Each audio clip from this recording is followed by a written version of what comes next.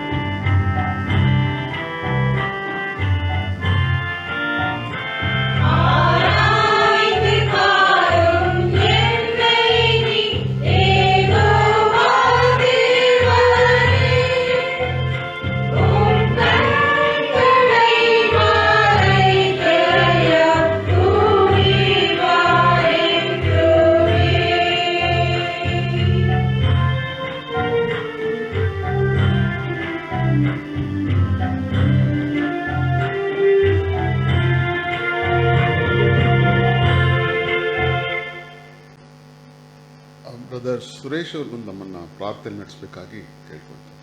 Brother Suresh.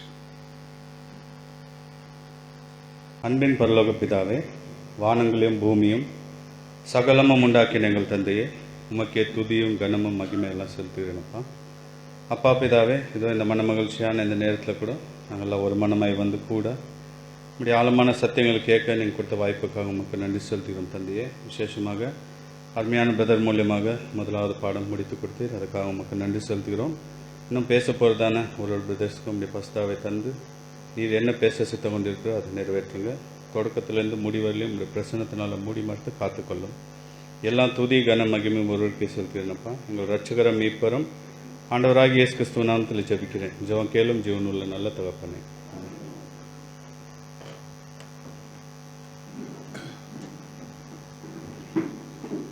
ಈ ಎರಡನೇ ಸಂದೇಶದ ಪ್ರಾರಂಭಿಸುವ ಹಾಗೆ ಅದಕ್ಕೆ ಅವರು ಆರಿಸಿಕೊಂಡಂಥ ವಚನ ಇಬ್ರಿಯರಿಗೆ ಬರೆದ ಪತ್ರಿಕೆ 11ನೇ ಅಧ್ಯಾಯ 32ನೇ ವಚನ. Hebrews 11th chapter verse 32.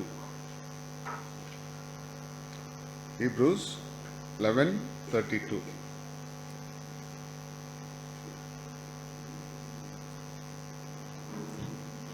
இன்னும் நான் என்ன சொல்லுவேன்? கிதியோன், பாராக், சிம்சோன், யெப்தா, தாவீது, சாமுவேல் என்பவர்களையும் தீர்க்கதரிசிகளையும் குறித்து நான் விளக்கம் சொல்ல வேண்டுமானால் காலம் போதாது. Now I request Brother Selvaraj to give a discourse. His topic is Jephthah's vow. ಯೆಫ್ತಾವರ ಹರಕೆ. ಈ ಒಂದು ಸಂದೇಶವನ್ನು ಸಹೋದರಾದ ಸೆಲ್ವರಾಜ್ ಅವರು ಕೊಡಬೇಕು ಅಂತ ಕೇಳ್ತೀನಿ. கிறிஸ்து இயேசுவுக்குள் அன்புக்குரிய சகோதர சகோதரிகளே, பரிசுத்தவான்களே, உங்கள் யாவருக்கும் சர்வ வல்லமுள்ள பிதாவாகிய தேவனுடைய நாமத்தினாலும் நம்முடைய அருமை ரட்சகர் இயேசு கிறிஸ்து நாமத்தினால கிருபையும் சமாதானமும் பெருக கடவுது என்கிற அன்பின் வாழ்த்துதலை இந்த ஒரு நாள் கூடிகளை கலந்து வந்திருக்கிற அனைத்து பரிசுத்தவான்களுக்கும் கிறிஸ்துக்குள்ளான என்னுடைய அன்பு வாழ்த்து நான் தெரியப்படுத்திக் கொள்கிறேன்.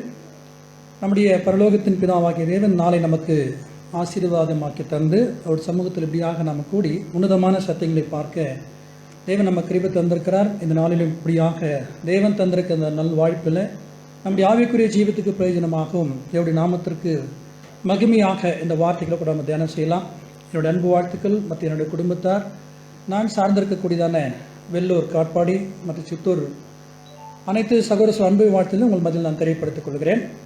தொடர்ந்து சகோதரர் சொன்ன வண்ணமாக இன்று கூட நாம் எடுத்திருக்கிறதான அந்த ஒரு பாடத்தினுடைய தலைப்பானது ಜೆಫ್ತಾಸ್ ವಾವ್.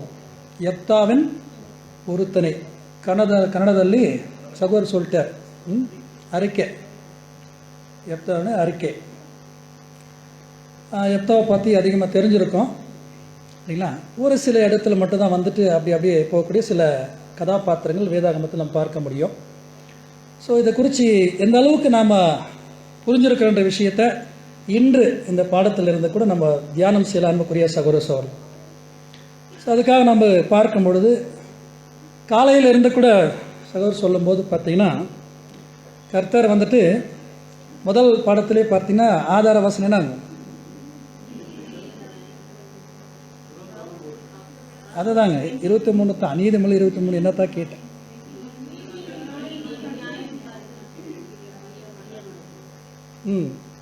கர்த்தர் வந்துட்டு பலியா இல்லை நீதியா அப்படின்னு பார்க்கும்போது எதை சொல்லிட்டாருங்க? நீதி அப்படின்ற விஷயத்த சொல்லியிருக்கோம். தொடர்ச்சியில் இந்த பாடத்தில் அதுக்கு இணையாக சில பலி குறித்து பார்க்க போகிறோம். தேவனுக்கு நன்றி சொல்லலாம் இது தொடர்பாக இருப்பதற்காக. நிச்சயமாகவே அன்புக்குரிய சகோதர சகோதரர், அப்படியாக இந்த ஒரு சுவிசேஷ யுகத்தில் மாபெரிதான ஒரு கிருபை அவருடைய தயவு இறக்கத்தை பெற்று பிதாவாகிய தேவனோடு கூட கர்த்தராகிய இயேசு கிறிஸ்துவோடு கூட நாம் இந்த ஒரு அற்பமான ஜனங்கள் இருக்கிற நாம் இந்த உலகத்தில் நல் மனசாட்சியின் உடன்படிக்கைக்குள்ளாக தேவன் அழைத்து, நமக்கே தெரியும் நாம் எப்பேற்பட்டவர்கள் இந்த உலகத்திலிருந்து பார்க்கும்போது அப்பேற்பட்டவர்கள் இருக்கிற நம்மை அழைத்து எவ்வளோ பேருக்காக நம்மளை தேர்வு செய்கிறாருன்னு சொல்லி பார்த்தீங்கன்னா நம்ம அந்த எண்ணு கூட தெரியும். 1,44,000 பேர் இல்லை சிறுமந்த வகுப்பாராக என்னை தேர்ந்தெடுத்திருக்கிறார். அந்த சிறுமந்த வகுப்பார் அப்படின்னு சொல்லி பார்க்கும்போது இப்போ 2000 வருஷமா 2000 இயர்ஸ் இல்லையா? அப்போ இந்த 2000 வருஷத்தினுடைய முடிவு காலத்தில் இருக்கிற நாம முடிவு காலத்தில் அப்படின்னு சொல்லி பார்த்தீங்கன்னா, அதாவது அந்த லாஸ்ட் டைம் அப்படின்னு சொல்லலாம், அந்த லாஸ்ட் மினிட்ஸ், அந்த லாஸ்ட் செகண்ட்ஸ், அந்த மாதிரி இன்னைக்கு நம்ம ஓடிக்கொண்டிருக்கிற காலத்தில் அப்படியாக இருக்கும்போது தான் நம்முடைய ஆவிக்குரிய ஜீவியத்தை எந்த அளவுக்கு துரிதப்படுத்திக் கொள்ள வேண்டும் என்று சொல்லித்தான் தேவன் நமக்கு கடைசி காலங்களில் நமக்கு அநேக பாடங்களை தந்து வருகிறார். அப்படின்னா அப்போ நாம் எஞ்சிருக்கக்கூடிய காலங்களில் நம்முடைய வாழ்க்கை விதமாக இதை நம்ம மாற்றிக்கொள்ள வேண்டும் அப்படின்னு சொல்லிட்டு இந்த பாடமானது எனக்கு ரொம்ப பிரயோஜனமாக இருந்தது. தியானம் பண்ணும்போது அதுக்காக இந்த பாடத்தை நம்ம தேர்வு செய்திருக்கிறோம். அப்படியா பார்க்கும்போது நம்ம ஆதார வசனம் வாசிக்கலாம். எபிரேயர் 11ஆம் அதிகாரம் 32ஆம் வசனத்தில் அப்போஸ்தலனாகிய பவுல் அநேக பழைய ஏற்பாட்டினுடைய ஹீரோஸ் பற்றி அவர் பேசிட்டே வரும்போது தான்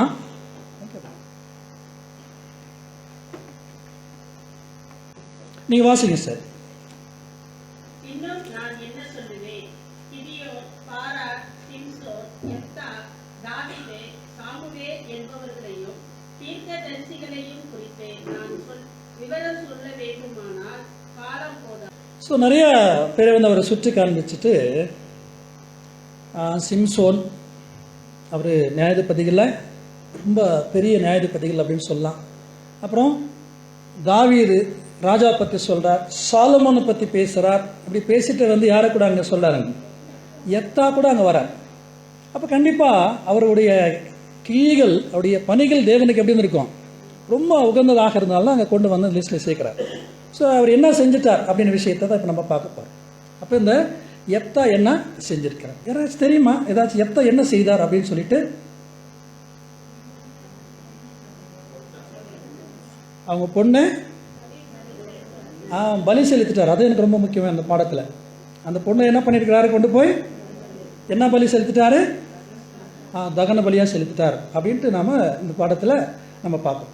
அன்புக்குரிய சகோதர சகோதரில் ஸோ நல்லா இருக்கும் அந்த ஒரு விஷயம் வந்துட்டு அவர் செய்திருக்கக்கூடிய முக்கியமான ஒரு விஷயம் வந்துட்டு அது இல்லையா. சரி, நெக்ஸ்ட்டு அவருடைய பற்றி சின்ன ஒரு பேக்ரவுண்ட் எடுத்துக்கலாம். நியாயாதிபதிகளில் நம்ம எடுத்துக்கிட்டிங்கனாக்கா நியாயாதிபதிகள் 10வது அதிகாரம் 11வது அதிகாரத்தில் வருது. ரொம்ப வசனங்கள் அதிகமாக நம்ம போகிறது வேணாம். ஒரு சில வசனத்தை மட்டும் நம்ம வாசித்தோம், நம்ம படத்துக்கு வேண்டியவள் மட்டும். இஸ்ரவேல் ஜனங்கள் அப்படின்னு நம்ம எடுத்துட்டாலே அவங்க எப்பேற்பட்ட ஜனங்கள் அப்படின்னு சொல்லி பார்த்தீங்கன்னா நமக்கு எல்லாருக்கும் தெரிஞ்ச விஷயத்தான்.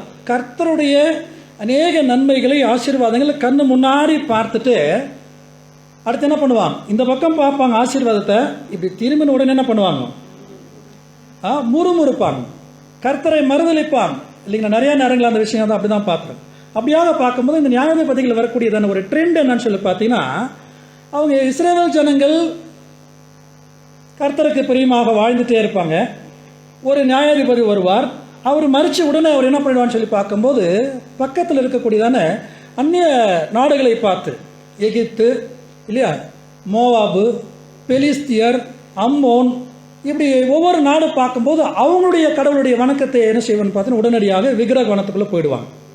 இப்படி போகும்போது என்ன பண்ணுவார் கர்த்தர், ஒரு சில 10 வருஷம் 5 வருஷம் அப்படி என்ன பண்ணுவாங்க, அப்படியே விட்டுருவார் சைலண்ட்டாக ஆண்டவர். உடனே பார்த்து என்ன பண்ணுவாங்கன்னா ஒரு சின்ன பிரச்சனை அவங்களுக்குள்ளே எழும்பும். யாராச்சும் ஒருத்தர் வந்துட்டு அவங்க என்ன பண்ணுவாங்க, தொந்தரவு பண்ணுவாங்க. அப்படி பண்ணும்போது தான் அவங்களுக்கு யோசனை வரும், நாம் யார், நாம் தேவனுடைய பிள்ளைன்னு ஒரு யோசனை வரும்போது உடனே என்ன பண்ணுவாங்க, ஐயோ ஆண்டவரே அப்படின்னு சொல்லிட்டு அவங்க கதறி அழுவாங்க. ஆண்டவர் பார்த்துட்டே இருப்பார், எனக்கு தெரியும் இப்படி தான் பண்ணுவான்னு தெரியும் அப்படின்ட்டு. அப்போ உடனே அவர் என்ன பண்ணிடுவார், உடனே நான் இப்படி இப்படியெல்லாம் செய்ய சொன்னேன், நீங்கள் இப்படி இப்படியெல்லாம் செய்யாமல் நீங்கள் அப்படியெல்லாம் செஞ்சதுனால உங்களுக்கு இப்படியெல்லாம் தண்டனை வந்துச்சு, இனிமேல் நீங்கள் என்ன பண்ணாதீங்க, நீங்கள் அந்த மாதிரி செய்யாது, கீழ்ப்படிந்து என் வார்த்தையில் கேட்டால் அப்பொழுது அவங்களை என்ன பண்ணுவேன், நான் உங்களை ஆசீர்வதிப்பேன்னு சொல்லி ஒரு அந்த இடத்துல ஒரு நியாயாதிபதி, ஒரு ரட்சகன் இல்லை ஒரு ராஜா அவர் ஏற்படுத்தி அவளை மீட்டுக்கொள்வார். அன்புக்குரிய சகோதர சொல் அப்படியாக நடந்தே வரும். இந்த 10ஆம் அதிகாரத்திலே பார்க்கும்போது அந்த 1, 2, 3 வசனத்தில் நீங்கள் பார்த்தீங்கன்னா ஒரு நியாயாதிபதிகளை அவர் எழுப்புவார். அதுக்கு அடுத்து பார்த்தீங்கன்னாக்கா வரக்கூடியவர் தான் இந்த நம்ம 4வது வசனத்திலேருந்து வருவார் யெப்தா. அவர் யார் என்ன அப்படின்ற விஷயத்தில் பார்க்கல. இப்போ வந்துட்டு இப்போ சேம் இந்த இஸ்ரேல் ஜனங்கள் என்ன பண்ணால் கர்த்தருடைய வார்த்தையை மீறி போய் அவருக்கு பிரியமில்லை, மறுபடியும் அந்நிய தேவனுடைய வணக்கத்துக்குள்ளே அவங்க போயிடுவாங்க. போயிடலாம் 6. இஸ்ரவேல் புத்திரர் மறுபடியும் கர்த்தரை பார்வைக்கு பொல்லாப்பு செய்து கர்த்தரை சேவியாமல் அவரை விட்டு போய் பாகால்களையும் அஸ்தரத்தையும் சீரியாவின் தேவர்களையும் சீதோனின் தேவர்களையும் மோவாபின் தேவர்களையும் ஆமோன் புத்திரரின் தேவர்களையும் பெலிஸ்தேரின் தேவர்களையும் சேவித்தார்கள். இப்படி வரிசையாக லிஸ்ட் போட்டு ஒவ்வொரு தேவர்களை அவங்க என்ன பண்ணுவான்னு பார்த்தீங்கன்னாக்கா அவங்க சேவித்துட்டே இருப்பாங்க அப்படின்னு சொல்கிறாங்க. இப்போ கர்த்தர் என்ன பண்ணுவார்னு பார்த்தீங்கன்னா கீழே அந்த வசனத்தில் வாசிக்கும்போது இப்போ மறுபடியும் அவங்க கர்த்தர்கிட்ட போய் அவங்க நோக்கி அந்த ஜனங்கள் வந்து கர்த்தரை வந்து அவங்க ஜெபம் பண்ணுவாங்க. நம்ம அந்த வசனத்துக்குள்ளே போகலாம். 14வது வசனம் மேலே அந்த வசனத்தை வாசித்துக்காங்க. நீ 14 வசனத்துக்கு வாங்க சார். அப்படி இருந்தும் நீங்கள் என்னை விட்டு அந்நிய தேவர்களை சேவித்தீர்கள், ஆகையால் இனி உங்களை வெற்றியேன். தேவன் என்ன சொல்றாரு, நீங்கள் அந்நிய தேவர்களை வணங்கினுங்க, அதெல்லாம் என்ன பண்ண மாட்டோங்களா, நான் ரட்சிக்கப்பட்டேன். சரி, அடுத்து 14 வசனம். நீங்கள் போய் உங்களுக்காக தெரிந்து கொண்ட தேவர்களை நோக்கி முறையிடுங்கள். எப்படி சொல்ல, நீங்கள் தெரிஞ்சுட்டீங்களே தேவர்கள் உங்களை ரட்சிக்கன்னு நீங்கள் போனீங்க இல்லையா, அவங்களே பார்த்து நீங்கள் போய் முறையடிப்பாங்க. ஒருவேளை அவங்க வந்து ரட்சிக்கிறாங்களே என்னமோ, தேவன் எப்படி பேசுகிறாரு பாருங்க இல்லையா. அடுத்து அவைகள் உங்கள் ஆபத்து காலத்தில் உங்களை ரட்சிக்கட்டும் என்றார். பார்த்து உங்களோட ஆபத்து காலத்தில் உங்களை அவங்க ரட்சிக்கட்டும்னு சொல்கிறேன். ரட்சிக்குமா? கண்டிப்பாக இராது. இதை படிப்புன்னு தான். அடுத்ததாக 15 வசனம். இஸ்ரவேல் புத்திரர் கர்த்தரை நோக்கி பாவம் செய்தோம், தேவரே எப்படி சொல்றாங்க பாருங்க. இஸ்ரவேல் புத்திரர் தேவனை நோக்கி நாங்கள் பாவம் செய்தோம் அப்படின்னு சொல்றாங்க. அடுத்து தேவரே உம்முடைய பார்வைக்கு நலமானதே எங்களுக்கு செய்யும். இன்றைக்கு மாத்திரம் எங்களை ரட்சித்து எப்படி கேட்குறாங்க பாருங்க. நாளைக்கு பார்க்கலாம் ஆண்டவரை, இன்னைக்கு மட்டும் எல்லாம் பண்ணுங்க, எங்களை ரட்சிங்க, ரொம்ப தொந்தரவா இருக்கு, இன்னைக்கு ரட்சிங்க எங்களை அப்படின்னு கேட்குறாங்க. சரி, அடுத்து அந்நிய தேவர்களை தங்கள் நடுவிலிருந்து விலக்கிவிட்டு கர்த்தருக்கு ஆராதனை செய்தார்கள். இப்போதான் என்ன பண்றாங்கன்னா, எப்போ பிரச்சனை வருதோ அப்போ தான். நாம அப்படிதான் நல்லா போயிட்டு இருந்துச்சு லைஃப்ல என்ன பண்ணுவோம், எந்த தொந்தரவுமே இருக்காது இல்லையா. எப்போ பிரச்சனைன்னு வரும்போது நீ பயப்படாத வசனம் அப்போ என்ன பண்ணும், நான் உன்னை இப்படி நிறைய நம்ம வாக்குத்தத்தை படிப்போம். அப்படியே நான் சொல்லிட்டே வராங்க. இப்போ 17 வசனத்துக்குள்ள வரலாம். ஆமோன் புத்திரர் கூட்டம் கூடி கீலேயாத்திலே பாளையம் இறங்கினார்கள். இந்த அம்மோன் புத்திரர் யார் அப்படின்னு பார்க்குறோம். யாருடைய சந்ததி? மோவாபு, அம்மோன், லோத்துடைய தன்னுடைய குமாரத்துகள் பிறந்த சந்ததி தான். எல்லாம் சொந்தக்காரர் தான், பட் அப்படியே அந்த வம்சங்கள் அங்கே மாறி இப்போ எதிர் அவங்களுக்கு இருக்கிற விஷயத்தை இஸ்ரேல் பக்கத்தில் இருக்கக்கூடிய வந்து பார்க்குறோம். அந்த மோவாபு, அம்மோன் தேசங்களெல்லாம் அந்த இதில் நீங்கள் பார்த்துட்டு நிறைய பாடங்கள் பார்க்குறோம். இப்படியா இருக்கும்போது இப்போ அவங்க கர்த்தரை நோக்கி மறுபடியும் அந்த விண்ணப்பம் பண்ணும்போது இப்போ ஆண்டவர் என்ன செய்ய பாருங்க. அம்மோன் புத்திரர் வந்து அவங்கள நெருக்கி போடும்போது கேப்சர் பண்ணிடுறாங்க, வந்துட்டு அவங்கள. நெக்ஸ்ட் வாசிக்கலாம்.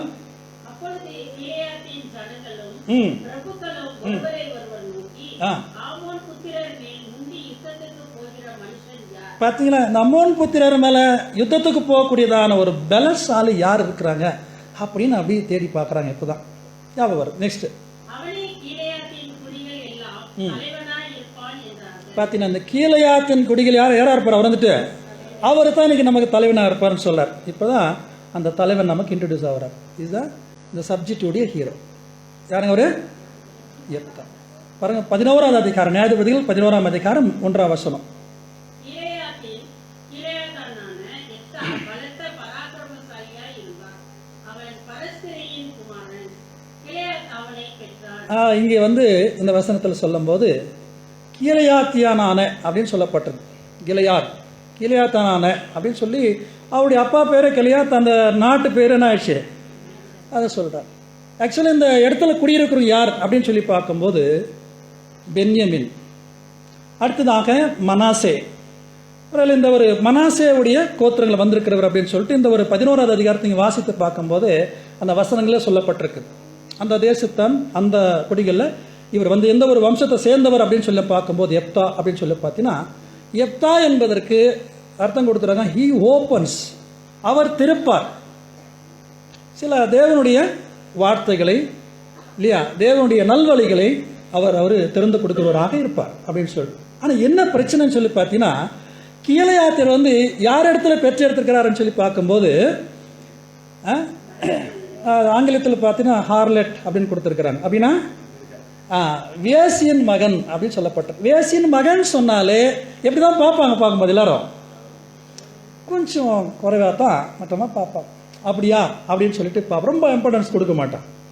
பட் என்ன பண்ணிட்டான்னு சொல்லி பார்த்தீங்கன்னா, பாரு இவங்க இல்லாமல் இப்போ வந்துட்டு பாரு யெப்தா இல்லாமல் கீலேயாத்துக்கு இன்னும் நிறைய சகோதரர்கள் இருக்கிறாங்க. அவங்கள குறித்து நம்ம வாசிக்கலாம் பாருங்க. 11ஆம் அதிகாரத்தில் 2-3 வசனம் வாசிச்சு. கிலெயாத்தின் மனைவியும் அவனுடைய குமாரர்களை பெற்றார். அவன் மனைவி பெற்ற குமாரர் பெரியவர்களான பின்பு அவர்கள் யெப்தாவை நோக்கி, உனக்கு எங்கள் தகப்பன் வீட்டிலே சுதந்திரம் இல்லை, நீ அந்நிய ஸ்திரீயின் மகன் என்று சொல்லி அவனை துரத்தினார்கள். யெப்தாவை என்ன பண்றாங்க, வேற மனைவிகளுக்கு பிறந்ததான குமாரர் என்ன பண்ணான்னு சொல்லி பார்க்கும்போது யெப்தாவை நீ வந்து பரஸ்திரிக்கு பிறந்தவன், அதனால இங்கே உங்களுக்கு சுதந்திரம் இல்லை அப்படின்னு சொல்லிட்டு அந்த இடத்துல அவங்கள துரத்தி விடுகிறார்கள். எப்படி இருக்குன்னு நினைச்சு பாருங்க. கஷ்டமான சூழ்நிலை இருக்கும் இந்த இடத்துல இருக்கக்கூடாது, நீ பரஸ்துடைய மகன் அப்படின்னா நீ சுதந்திரத்துக்கு வந்துடுவ, அதில் என்ன பண்ணு, இந்த இடத்துல கிளம்பு அப்படின்னு சொல்லிட்டு அங்கிருந்து அவரை விரட்டி விடக்கூடிய விஷயம் நம்ம பார்க்கணும். இப்போ அங்கிருந்து அவர் எங்கே போறார் அப்படின்னு விஷயத்துக்கு போகலாம். 3வது வசனத்தை வாசிக்கலாம். அப்பொழுது யெப்தா தன் சகோதரரை விட்டு ஓடி போய் தோப் தேசத்திலே தோப் தேசம் என்ன பண்றாரு, கூடியிருக்கிறார். கிளையாத்து அப்படின்ற விஷயத்திலிருந்து அந்த தோப் தேசத்துக்கு போறாரு. இந்த இதில் மேப்பில் பார்க்கலாம், முடிஞ்ச அளவில் தெரியுதான்னு தெரில. அந்த கீழையாத்துன்னு சொல்லக்கூடியது ப்ளூ கலரில் கீழே இருக்கு. அங்கேருந்து மேலே வந்து அவர் என்ன பண்ணாருன்னா அந்த தோப் தேசத்துக்குள்ள அது போறார். இது எங்கே லொக்கேட் ஆயிருக்குன்னு சொல்லி பார்க்கும்போது, அதாவது நம்ம யோர்தான் நதி நம்ம பார்த்துருக்குறோம். யோர்தான் நதி நம்ம கலிலியா கடல்லிருந்து சவக்கடலுக்கு போகக்கூடியதான இன்பிட்வீன் அந்த நடுவில் திறக்கக்கூடிய சின்ன சின்ன அந்த தேசங்கள் இடங்கள், அந்த இடத்துக்கு அவர் வந்து போயிடுறார். தோப் தேசத்துக்கு அவர் ஓடி போயிடுறார். தன் சகோதரர்களுக்கு அங்கே அந்த பயந்தன பண்ணுறார். அங்கே அவங்க விரட்டி விட்டான்னு சொல்லி ஓடி அங்கே போய் தோப் தேசத்தில் குடியிருக்கிறார். அங்கே குடியிருக்கும் போது என்ன பண்ணுறாருன்னு சொல்லி பார்த்தீங்கன்னா பாருங்க, அவர் போய் யாரோட சேர்ந்துறாராம் பாருங்க, வாசிக்கலாம். யார் சேர்ந்துட்டாங்க இப்போ வந்துட்டு கூட, தயவு செய்து அந்த வார்த்தை அண்டர்லைன் பண்ணி வச்சுக்கோங்க. இந்த யெப்தா போய் வீணரான ஒர்க்லெஸ் பீப்புள், அப்போ வீணரான ஜனங்களோட கூட அவர் போய் அவர் சேர்ந்துட்டு இருக்கிறார். அவனோடு கூட யுத்தத்திற்கு போவார்கள். சில நாளைக்கு பின்பு ஆமோன் புத்திரர் இஸ்ரவேல் மேல் யுத்தம் பண்ணினார்கள். வாசிங்க வாசிங்க. அவர்கள் இஸ்ரவேல் மேல் யுத்தம் பண்ணும்போது கிளையாத்தின் மூப்பர் யெப்தாவை தோப் தேசத்தில் இருந்து அழைத்து வர போய் யெப்தாவை நோக்கி, நீ வந்து நாங்கள் ஆமோன் புத்திரரோடு யுத்தம் பண்ண எங்களுக்கு சேனாதிபதியாய் இருக்க வேண்டும் என்றார்கள்.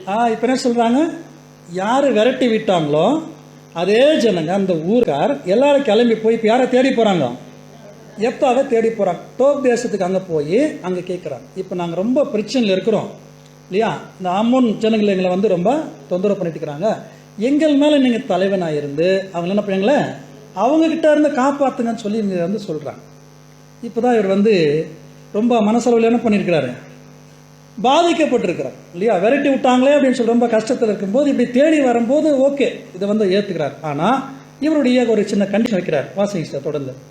அதற்கு யெப்தா கிளையாத்தின் மூப்பரை பார்த்து, நீங்கள் அல்லவா என்னை பகைத்து என் தகப்பன் வீட்டில் இருந்து என்னை துரத்தினவர்கள், இப்பொழுது உங்களுக்கு ஆபத்து நேரிடுகிற சமயத்தில் நீங்கள் என்னிடத்தில் ஏன் வருகிறீர்கள் என்றான். பார்த்தீங்களா, இப்போ உங்களுக்கு ரொம்ப ஆபத்து வரும்போது மட்டும் என்னை தேடி வர்றீங்க அப்படின்னு சொல்லிட்டு அவர்கிட்ட சொல்றார். நியாயமான விஷயம் தானே அவர் சொல்றார் பொதுவாக. சரி, இப்போ சொல்லிட்டு நெக்ஸ்ட் வாசிக்கிறது. அதற்கு கிளையாத்தின் மூப்பர்கள் யெப்தாவை நோக்கி, நீ எங்களுடனே கூட வந்து ஆமோன் புத்திரரோடு யுத்தம் பண்ணி கிளையாத்தின் குடிகளாகிய எங்கள் அனைவர் மேலும் தலைவனாய் இருக்க வேண்டும், இதற்காக இப்பொழுது உன்னிடத்தில் வந்தோம் என்றார்கள்.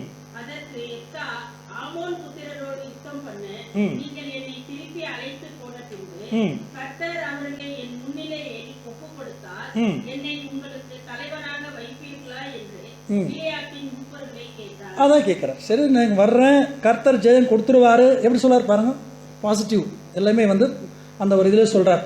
கண்டிப்பாக கர்த்தர் வருவார், அவர் செஞ்சிருவார், நான் வந்து செஞ்ச பிறகு உங்கள் மேலே என்ன தலைவரை நீங்கள் வைப்பீங்களா அப்படின்னு சொல்லிட்டேன்னா நிச்சயமாக வைப்பீங்களா அப்படின்னு கேட்குறாரு. நீங்கள் வைக்கிறது உண்மையா அப்படின்னு சொல்லி கேட்டுட்டு தான் இப்போ போகிறார். இது வரைக்கும் பார்க்கும்போது யெப்தாவை பற்றி உங்கள் மனசில் என்ன மாதிரி ஒரு எண்ணம் தோணுது? யெப்தா எப்பேற்பட்டவராக இருக்கிறார்? அவர் ஒரு பரஸ்திரி, வேசியின் மகன், அவரை விரட்டி விட்டுருக்கிறாங்க. தோப் தேசத்துக்கு போயார். அங்கே போன பிறகு யாரோட சேர்ந்துட்டாரு? ஒர்க்லெஸ் இல்லையா, வீணான ஜனங்களோடு சேர்ந்துட்டார். வீணான ஜனங்களோடு சேர்ந்து எப்படி இருப்பார் அவர்? ரொம்ப வீணாக தான் போயிருப்பார் இல்லையா, பார்க்கலாம். சரி, அப்படி போன பிறகு தான் இப்போ இருந்து பார்க்க போகிறீங்க அவருடைய நல்குணங்கள். அவர் எப்பேற்பட்டவராக இருந்தார் அப்படின்ற விஷயத்த விசேஷமாக வாலிப பிள்ளைகள் இந்த வார்த்தைகளை சற்று கவனிங்க, எல்லாருமே கவனிக்கணும், விசேஷமாக சொல்லுங்க. பாருங்க அவருடைய கிட்ட இருந்தது. நெக்ஸ்ட் அந்த வசனத்தை 10ஆம் வசனத்தை வாசிக்கலாம் பாருங்க. நாங்கள் உன் வார்த்தையின்படியே செய்யாவிட்டால் கர்த்தர் நமக்கு நடுநின்று கேட்பாராக என்றார்கள். என்ன சொல்லாரு, அப்படி நாங்கள் செய்யலைன்னா நாங்கள் சொல்கிற வார்த்தை யார் கேட்பாங்களாம்? கர்த்தரை கொண்டு வந்து வைக்கிறாங்க. நம்ம நடுவில் யார் இருக்கிறாங்க? கர்த்தர். சரி, ஓகே, அடுத்த வசனம் 16 வசனம். அப்போது யெப்தா கிளையாத்தின் மூப்பரோடு கூட போனான். ம் ம் சேனாதிபதியாகவும் வைத்தார்கள். ம். யெப்தா தன் காரியங்களை எல்லாம் யெப்தா தன் காரியங்களை எல்லாம் மிஸ்பாவிலே கர்த்தருடைய சந்நிதியிலே சொன்னான். ஒரே வார்த்தை தான் சொல்லியிருக்கிறாங்க. இப்போ இதை நான் சும்மா சடனாக வந்துட்டு அவர் கர்த்தர் மேலே வந்துட்டு ஒரு நல்ல இது வந்துருச்சா? நிறைய வரைக்கும் பார்த்தீங்க அவர் வந்துட்டு போய் வீணா சுற்றிட்டு இருந்தார், வீணரோடு சேர்ந்துட்டாரு அப்படின்னு நம்ம பார்த்தோம். ஆனால் சடனாக பார்த்தீங்கன்னா இப்போ கூட்டிகிட்டு வந்த உடனே அவர் வந்துட்டு அவங்கள தலைவராக வைக்கிற அப்படின்னு சொன்ன உடனே மிஸ்பாவிலே வந்துட்டு அவர் எல்லா விஷயங்களையும் அவர் கர்த்தரிடத்தில் என்ன பண்ணுறாரு சொன்னான் அப்படின்னு சொல்றார். எப்படி சொன்னா? ஜெபம் பண்ணிருக்கு. கர்த்தர்கிட்ட வந்து சொல்றாரு, ஜெபம் பண்ணி சொல்றார்.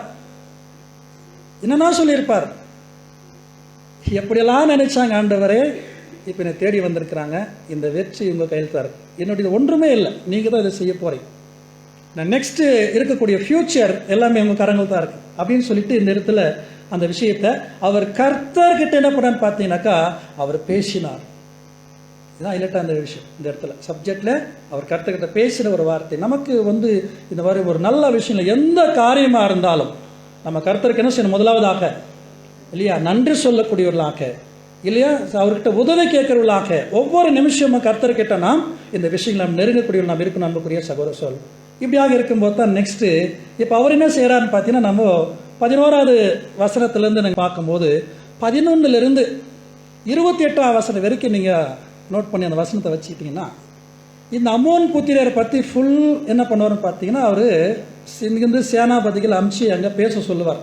நீங்கள் போய் சொல்லுங்கள், யெப்தா சொல்லியிருக்கிறாரு, நீங்கள் எங்களுடைய ஜனங்களை தொந்தரப்படுத்த வேண்டாம், எங்கள் இடத்த எங்களுக்கு நீங்கள் கொடுத்துருங்க, இங்கிருந்து நீங்கள் வெளியே போயிடுங்க அப்படின்னு சொல்லிட்டு சில மெசேஜ் அனுப்புவார். 2-3 வசனத்தை மட்டும் வாசிங்க சார், நம்முடைய புரிதலுக்காக. 11ஆம் வசனத்தில் தொடர்ந்து வாசிங்களேன். பின்பு யெப்தா ஆமோன் புத்திரரின் ராஜாவின் இடத்திற்கு சேனாதிபதிகளை அனுப்பி, நீ என் தேசத்தில் எனக்கு விரோதமாக யுத்தம் பண்ண வருகிறதற்கு எனக்கும் உனக்கும் என்ன வழக்கு இருக்கிறது என்று கேட்க சொன்னான். பார்த்தீங்கன்னா, என் ஜனத்திற்கு நீங்கள் வர்றதுக்கு உங்களுக்கு எனக்கு என்ன வழக்கு இருக்கு அப்படின்னு சொல்லிட்டு அந்த இடத்துல அவர் சொல்லக்கூடிய விஷயத்தை நம்ம பார்க்குறோம். எங்களுக்கு உங்களுக்கு என்ன அப்படின்னு சொல்லிட்டு அது மட்டும் இல்லை சொல்ல பாருங்க. இந்த இடத்துல வந்து பார்த்தீங்கன்னா, இப்போ நாம் இந்த ஒரு இஸ்ரேல் ஜனங்களே மனசில் வச்சுக்காங்க, இப்போ இருக்கக்கூடிய இல்லையா திரும்பி கூட்டி சேர்க்கப்பட்ட இஸ்ரேல் ஜனங்களே மனசில் வச்சுட்டு இப்போ சொல்ல வந்துட்டு பாரு, அப்படியே நிறைய பிரச்சனை சூழ்ந்துட்டு இருக்கு. இந்த நேரத்தில் சொல்ல உங்களுக்கு எங்களுக்கு என்ன அப்படின்னு சொல்லிட்டு இப்போ ஃபுல் டீட்டெயில் சொல்லுவார். பார்க்கும்போது கர்த்தர் எங்களுக்கு இல்லையா மோசையை கொண்டு யோசுவாவை கொண்டு எங்களை எகிப்திலிருந்து கொண்டு வரும்போது அந்த செங்கடலை கடந்து நாங்கள் வந்த பிறகு இந்த ஒரு தேசத்தை எங்களுக்காக வாக்குத்தத்தம் பண்ணி எங்களை எல்லைகளை குறிச்சிருக்கிறார். நாங்கள் யாருக்கு எந்த தொந்தரவும் நாங்கள் செய்யலை. அதனால் வந்து பார்க்கும்போது நீங்கள் எங்களுக்கு தொந்தரவு பண்ணுறீங்க. எங்கெங்கே யாரெல்லாம் எங்களுக்கு இடையில வந்து தொந்தரவு பண்ணாங்க? வனாந்திரத்தில் அவங்க பிரயாணத்தில் வரும்போது யாரெல்லாம் அவங்களுக்கு தொந்தரவு பண்ணியிருக்கிறாங்க? நீங்கள் கீழே வசனத்தில் வாசித்து உங்களுக்கு இருக்கு யாரெல்லாம் தொந்தரவு பண்ணாங்க இல்லையா? மோவாபு ராஜா, அமலேக்கியர்கள் இல்லையா, இந்த அம்மோனியர்கள். பாருங்க, நீ போய் மோவாபு ராஜாவை போய் பாருங்க இல்லையா, அவர் ஏதாச்சும் எங்களுக்கு தொந்தரவு பண்ணாரா? நாங்கள் நிறைய டைம் வந்து அவங்க தேசத்தின் வழியாக போகிறோன்னு கேட்டோம், எங்களுக்கு என்ன பண்ணல, அவங்க வழி கூட கொடுக்கல. இப்படியெல்லாம் எங்களுக்கு வந்து நிறைய விஷயங்கள் நடந்துருச்சு வனாந்தரத்தில். அப்படி இருக்கும்போது எங்கள் ஜனங்களை கர்த்தர் நடத்திட்டு வர்றார், நீங்கள் ஏன் வந்து எங்களுக்கு தொந்தரவு பண்ணுறீங்க அப்படின்னு சொல்லார். கடைசி வரைக்கும் அவர் சொல்லி கூட என்ன பண்ணலான்னு பார்க்கும்போது இந்த அம்மோன் அந்த தேசத்துடைய ராஜா கேட்கவே இல்லை, அவங்க மேலே யுத்தத்துக்கு வரார். அந்த ஸ்லைட்ஸ் அப்படின்னு நான் மாற்றிட்டே போகிறேன். இதெல்லாம் அங்கே இருக்கக்கூடிய சம்பவங்கள் தான், நடந்த சம்பவம். நாம் இப்போ வந்து 25வது வசனத்துக்குள்ளே போயிடலாம். இப்போ நடக்கிற சம்பவத்தை பார்க்கலாம். 11ஆம் அதிகாரம் நீங்கள் வீட்டில் போயிட்டு தொடர்ந்து வாசித்துக்கு ரொம்ப நல்லா இருக்கும் அந்த காரியங்களெல்லாம். நீங்கள் 25வது வசனத்தில் வாசிக்கலாம்.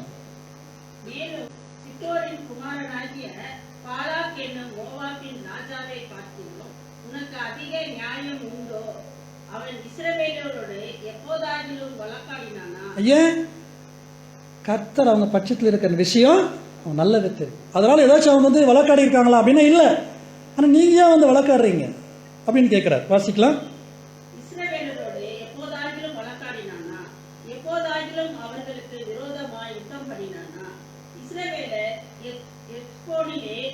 அதன் கிராமங்களிலும் ஆரோனின் அதன் கிராமங்களிலும் அர்னேன் அதன் நதியருகேயான எல்லா ஊர்களிலும். போதும் சிஸ்டர், 28ஆம் வசனத்துக்கு போயிடலாம். 28 வாசிங்க. அதில் ஆனாலும் அம்மோன் புத்திரரின் ராஜா தனக்கு எப்தா சொல்லி அனுப்பின வார்த்தைகளுக்கு செவி கொடாதே. ரிஜெக்ட் பண்ணிட்டாங்க. அனுப்பின ரிக்வஸ்ட்டை நீங்கள் தயவு செய்து எங்களுக்கு வேண்டியதை நீங்கள் கொடுத்துருங்க அப்படின்னு சொல்லி. இப்போ இஸ்ரேல் ஜனங்கள் என்ன வேணும்? எங்களுடைய எல்லைகள், எங்களுடைய இடத்த நீங்கள் விட்டுருங்க, அவ்வளோதான். வேற எந்த பிரச்சனையும் கிடையாது. எதைத்தானே கேட்குறாரு. அப்போ அவங்க வந்து ரிஜெக்ட் பண்ணிட்டான். அப்படி ரிஜெக்ட் பண்ணிட்டாங்கன்னா இல்லை அவங்க வந்து ஏற்றுக்கொள்ளன்னு அடுத்து நெக்ஸ்ட் என்ன பண்ண ஆகணும்? கர்த்தரே சொல்கிறாரு, நீங்கள் யுத்தம் பண்ண வேண்டியது. இப்போ பாருங்க, நெக்ஸ்ட் அவர் செய்யக்கூடிய வேலை நல்ல ஒரு விஷயங்களை கற்றுக்கலாம் அவர்கிட்ட, அந்த எத்தக்கிட்ட. நெக்ஸ்ட் 29 verse 29ஆம் வசனம். அப்பொழுதே கர்த்தருடைய ஆவி எப்தாவின் மேல் இறங்கினார். கர்த்தருடைய ஆவி எப்தாவின் மேல். இது கூட பாருங்க. அப்போ அவர் வந்துட்டு ஒரு வீணராக சுற்றிட்டு இருந்தால் கர்த்தருடைய ஆவி அவர் மேலே இறங்குமா? அப்போ அவர் என்ன பண்ணிட்டு இருந்திருக்கிறாரு? நான் நினைக்கிறேன் அவர் சிறு வயது முதல்ல கர்த்தருக்கு அவர் பயந்து நடக்கிற இங்கே சொல்லலை. ஆனால் இந்த ஒரு அவர் செய்த ஒரு கிரியைகள் வந்துட்டு நெக்ஸ்ட் பார்க்கும்போது தான் வந்துட்டு அவர் கர்த்தருக்கு எவ்வளவு பயந்து கீழ்ப்படி நடக்கிறவராக இருந்திருக்கிறார் விஷயம் நம்ம பார்க்க போகிறோம். வாசிக்கலாம் பாருங்க. அவன் கிளையாத்தையும் மனேசே நாட்டையும் கடந்து போய். பார்த்தீங்களா? கீழையாத்தையும் மனாசே நாடு சொன்ன இல்லையா? அங்கே அந்த நாட்டை கடந்து போய் கிளையாத்தில் இருக்கிற மிஸ்பாவுக்கு வந்து அங்கிருந்து அம்மோன் புத்திரருக்கு விரோதமாய் போனான். அம்மோன் புத்திரருக்கு விரோதம். இந்த இவ்வளவு நேரம் நம்ம பார்த்தது எல்லாமே இன்று நம்ம ஸ்டடி பண்ணக்கூடிய பாடத்துக்கு ஒரு பேக்ரவுண்ட் மட்டும்தான். என்ன ஸ்டடி இதெல்லாம் தெரிஞ்சது இந்த பாடத்தை நம்ம கற்றுக்க முடியும். அதுக்காக இங்கிருந்து நம்முடைய பாடம் ஸ்டார்ட் ஆகுது. என்னங்க தலைப்பு? எப்தாவின் பொறுத்து. இப்போ அதுதான் செய்கிறார். இப்போ அவர் அந்த யுத்தத்துக்கு போகும்போது அந்த யுத்தத்தில் நடக்கக்கூடிய சம்பவத்தெல்லாம், இங்கே நடக்கிற ஒவ்வொரு சம்பவத்தையும், இங்கே நடக்கிற ஒவ்வொரு சம்பவத்தையும், உலகத்தில் நடக்கிற ஒவ்வொரு சம்பவத்தையும் ஆதி முதல் அந்த வரைக்கும் யாருக்கு தெரியும்? இப்போ பரலோகத்திலிருந்து ஹை டெக்னாலஜி கொண்டதான ஒரு கேமரா பரலோகத்திலிருந்து ஃபுல்லாக ஜூம் பண்ணி எப்தாவை மட்டும் கவனிச்சிருக்கிறார் தேவன். யாரை கவனிக்கிறாரு? எப்தாவை மட்டும் பார்க்குறாரு. இப்போ பார்த்துட்டு என்ன சொல்ல பார்த்தீங்கன்னா, ஆல்ரெடி என்ன சொல்லலான்னு பார்த்தீங்கன்னா, யுத்தத்தில் வெற்றி, ஓகே, ஜெயம் வந்துடும். ஏன்னா கர்த்தருக்கு அவர் ஆவி அவர் மேலே பலன் கொண்டு இறங்கியிருக்கிறார், கர்த்தருக்கு பிரியமாக இருக்கிறார். இதெல்லாம் நம்ம பார்த்ததுனால வந்து கண்டிப்பாக. ஆனால் நெக்ஸ்ட் நடக்கக்கூடிய சம்பவத்தில் தான் இவர் எப்படி இருக்கிறான்ற விஷயத்தை தேவன் அவரை கூர்ந்து நினைக்கிறார். அன்புக்குரிய சகோதர சகோதரி, வாசிக்கல பாருங்க. அடுத்து அண்டர்லைன் பண்ண. அப்பொழுது அவர் எப்தா கர்த்தருக்கு ஒரு பொருத்தனை பண்ணி,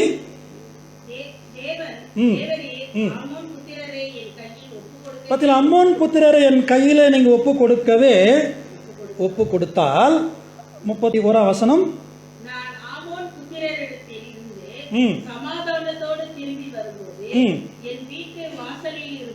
என் வீட்டு வாசலிருந்து நான் வெற்றியோடு திரும்பி வரும்போது என் வீட்டு வாசலிருந்து எது எதிர்கொண்டு வருகிறதோ அதுவே அது கர்த்தருக்கு உரியதாகும். அதை நான் என்ன செய்யறேன்? சர்வாங்க தகன பலியாக நான் கர்த்தருக்கு செலுத்துவேன் சொல்லிட்டு ஒரு ப்ரேயர் பண்ணிட்டார். ஒரு பொருத்தனை இந்த இடத்துல வந்து பண்ணிட்டார். அன்புக்குரிய சகோதரர், ஒரு பொருத்தனை பண்றார். ஆனால் கொஞ்சம் இன்டெப்த்தாக போனால் தான் அதுக்குள்ளே இருக்கக்கூடிய அந்த மீனிங் நமக்கு வந்தது புரியும். அன்புக்குரிய சகோதரர், அவர் செஞ்சது சரியாலன்றதை நம்ம அண்டர்ஸ்டாண்ட் பண்ணிக்கலாம். சார், அடுத்து வசனத்துக்குள்ள போயிடலாம்.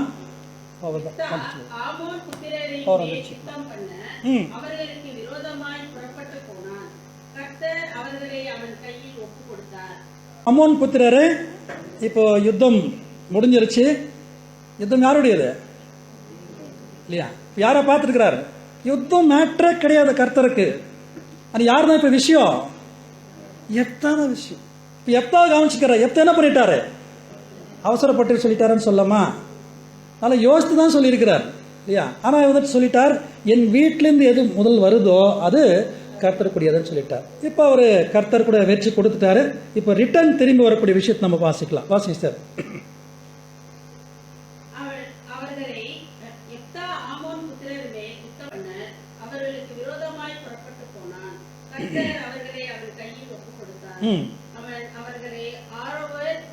ம். வினினத்திற்கு போகும் மட்டும் ம். திராட்சை தோட்டத்துக்கு ம். நிலங்கள் வரைக்கும் ம். மகா சகாரமாய் முறியடித்து ம். 20 பட்டணங்களை பிடித்தான். அண்டர்லைன் 20 பட்டணங்களை அவங்க பிடிச்சார். அவங்க 20 பட்டணத்தை எடுத்துருந்துக்கிறாங்க, அதை போய் இன்னைக்கு பிடிச்சிட்டாங்க. அப்படி ஞாபகம் வருதா? இப்போ இஸ்ரேலை சுற்றி இருக்கிற நாடுகள் என்ன பண்ணது இருக்குது? ஏன் யுத்தம்? அவங்களுடைய கர்த்தரை வாக்குத்தத்தம் பண்ணக்கூடிய அந்த இடத்த எடுத்துக்கிறோம். அதுக்காக என்ன பண்ண இப்போ அதை டேக் பேக், அதை வந்து கண்டிப்பாக அவங்களுடைய வந்து பார்க்கும்போது அந்த வெளியில் இருக்கிற ஜனங்களுக்கு வேதத்துடைய அறிவு தெரியாதவங்களுக்கு என்ன பண்ணுவாங்க? பாவம் இல்லையா, ரொம்ப வந்துட்டு இவன் என்ன பண்ணுற, ரொம்ப தொந்தரவு பண்ணுறாங்க மற்றவங்களை வந்துட்டு அப்படின்னு தான் நினைப்பாங்க. ஆனால் இங்கே கர்த்தருடைய வார்த்தை நமக்கு எல்லாமே தெரியும். அன்புக்குரிய சகோதர சொல். இப்போ ஒரு 20 பட்டங்களை அவர் பிடிச்சிட்டார். இப்போ 34வது வசனம். மிஸ்பாவிலிருந்து ம். வீட்டுக்கு வருகிறபோது ம். இதோ அவன் குமாரத்தி ம். தம்புரு வாசித்து இப்போ அந்த அந்த ஒரு நடக்கக்கூடிய சீன் நம்முடைய கண்ணு முன்னாடி வந்துடட்டும். ரொம்ப வெற்றியோடு கூட வந்துட்டு இப்போ அவர் திரும்பி அவர் வராரு. திரும்பி தன் வீட்டுக்கு வந்து வரும்போது தன் வீட்டில் இருந்து யார் ஃபர்ஸ்ட் வராங்க அப்படின்னு சொல்லி பார்க்கும்போது தன்னுடைய குமாரத்தி. எத்தனாவது குமாரத்தி? அப்படியா? வாசிங்க வாசிங்க. நடனம் செய்து ம். அவனுக்கு எதிர்கொண்டு வந்தார். ஆ, அவள் அவனுக்கு தம்பூரம் வாசித்துட்டு அவங்க நடனம் பண்ணிட்டு முன்ன அவங்க வராங்க, எதிர்கொண்டு வராங்க. இப்போ என்ன எப்படி இருக்குன்னு நினைச்சு பாருங்க. எப்தாவுக்கு இப்போ எப்தா செஞ்சுட்டு வந்திருக்கக்கூடிய அந்த பொருத்தனை அவங்களுக்கு தெரியாது. ஆனால் இவருக்கு அவங்க தான் ஃபர்ஸ்ட் ஒன்று, இவருக்கு கண்டிப்பாக தெரியாது. தன் மகள் ஃபர்ஸ்ட் வருவாங்கன்னு இவருக்கும் தெரியாது. பார்க்கலாம் பின்னால, வாசிக்கலாம். அவள் அவனுக்கு ஒரே பிள்ளையானவள். ம். அவளை அல்ல அவள் அவனுக்கு ஒரே பிள்ளை, ஓன்லி ஒன் டாட். அப்போ எந்த அளவுக்கு அன்பு செய்து அந்த ஒரு மகளை அவர் வளர்த்திருப்பார் இல்லையா? ஆனால் இப்போ என்ன நடக்குது? இப்போ நெக்ஸ்ட் வாசிக்கலாம். அவளை அல்லாமல் ம். அவனுக்கு குமாரரும் இல்லை குமாரத்தியும் இல்லை. ம்.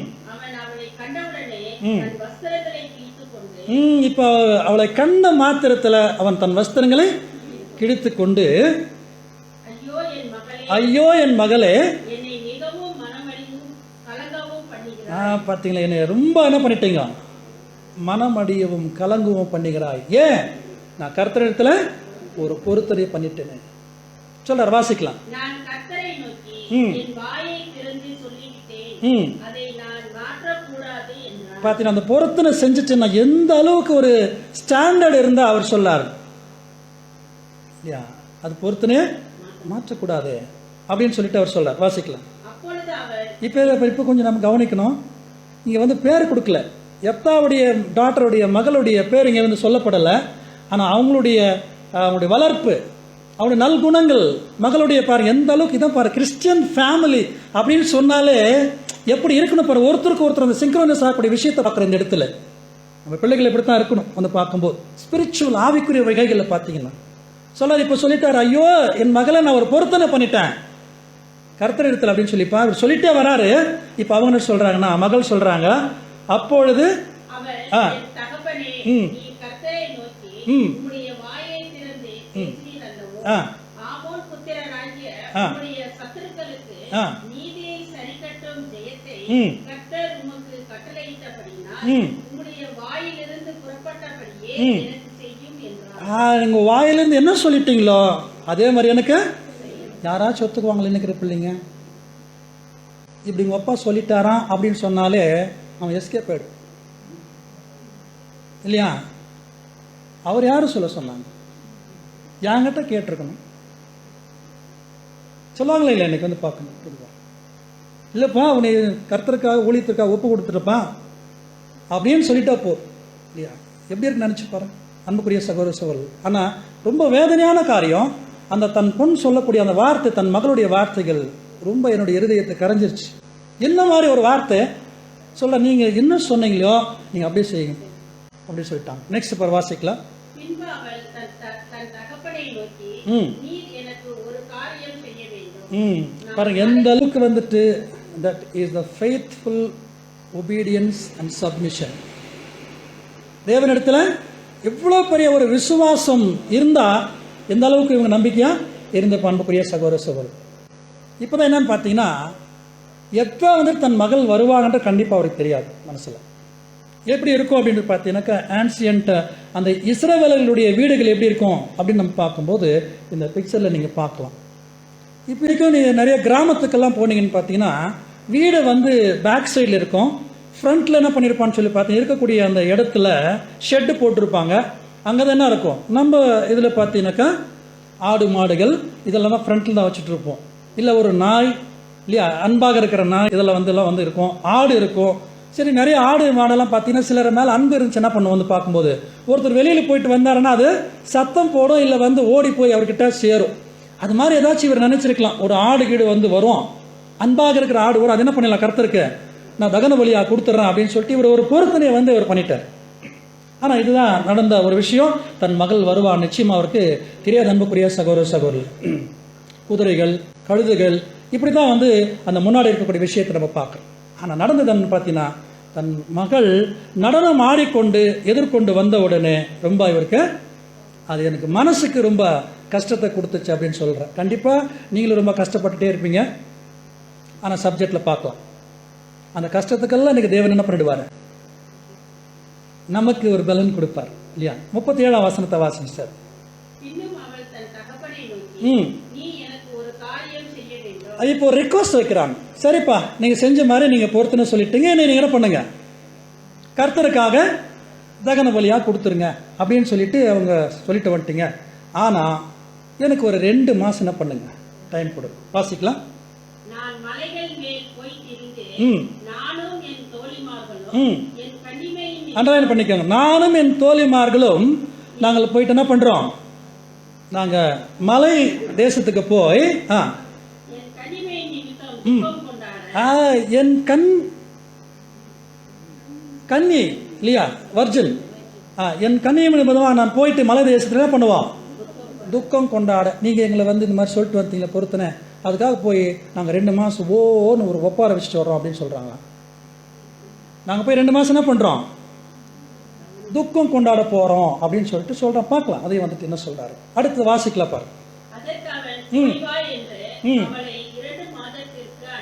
அண்டர்லைன் பண்ணிக்கோங்க. 2 மாதத்துக்கு என்ன பண்ணியிருக்காங்களா, அனுப்பிவிட்டு.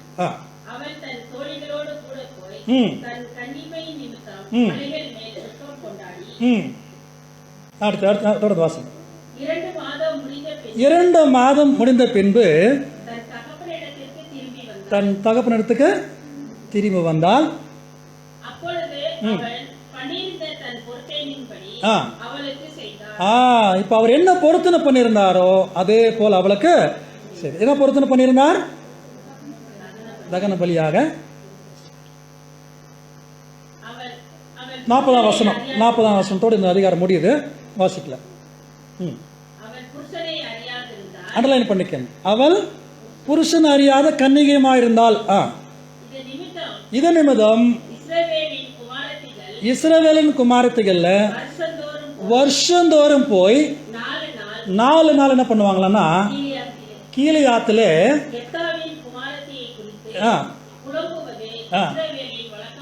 பார்த்தீங்களா, அண்டர்லைன் பண்ணிங்க அந்த வார்த்தை கூட.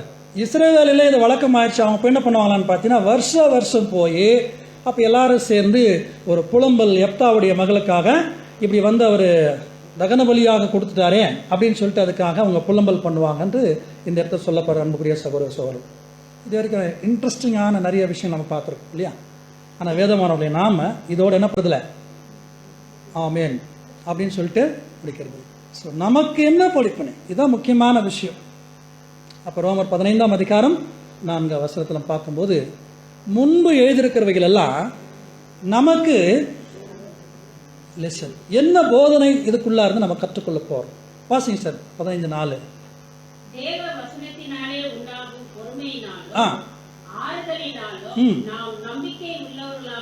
நாம் நம்பிக்கை உள்ளவர்களாகும்படிக்கு முன்பு எழுதியிருக்கிறவைகள் எல்லாம் போதனையாக இருக்கு.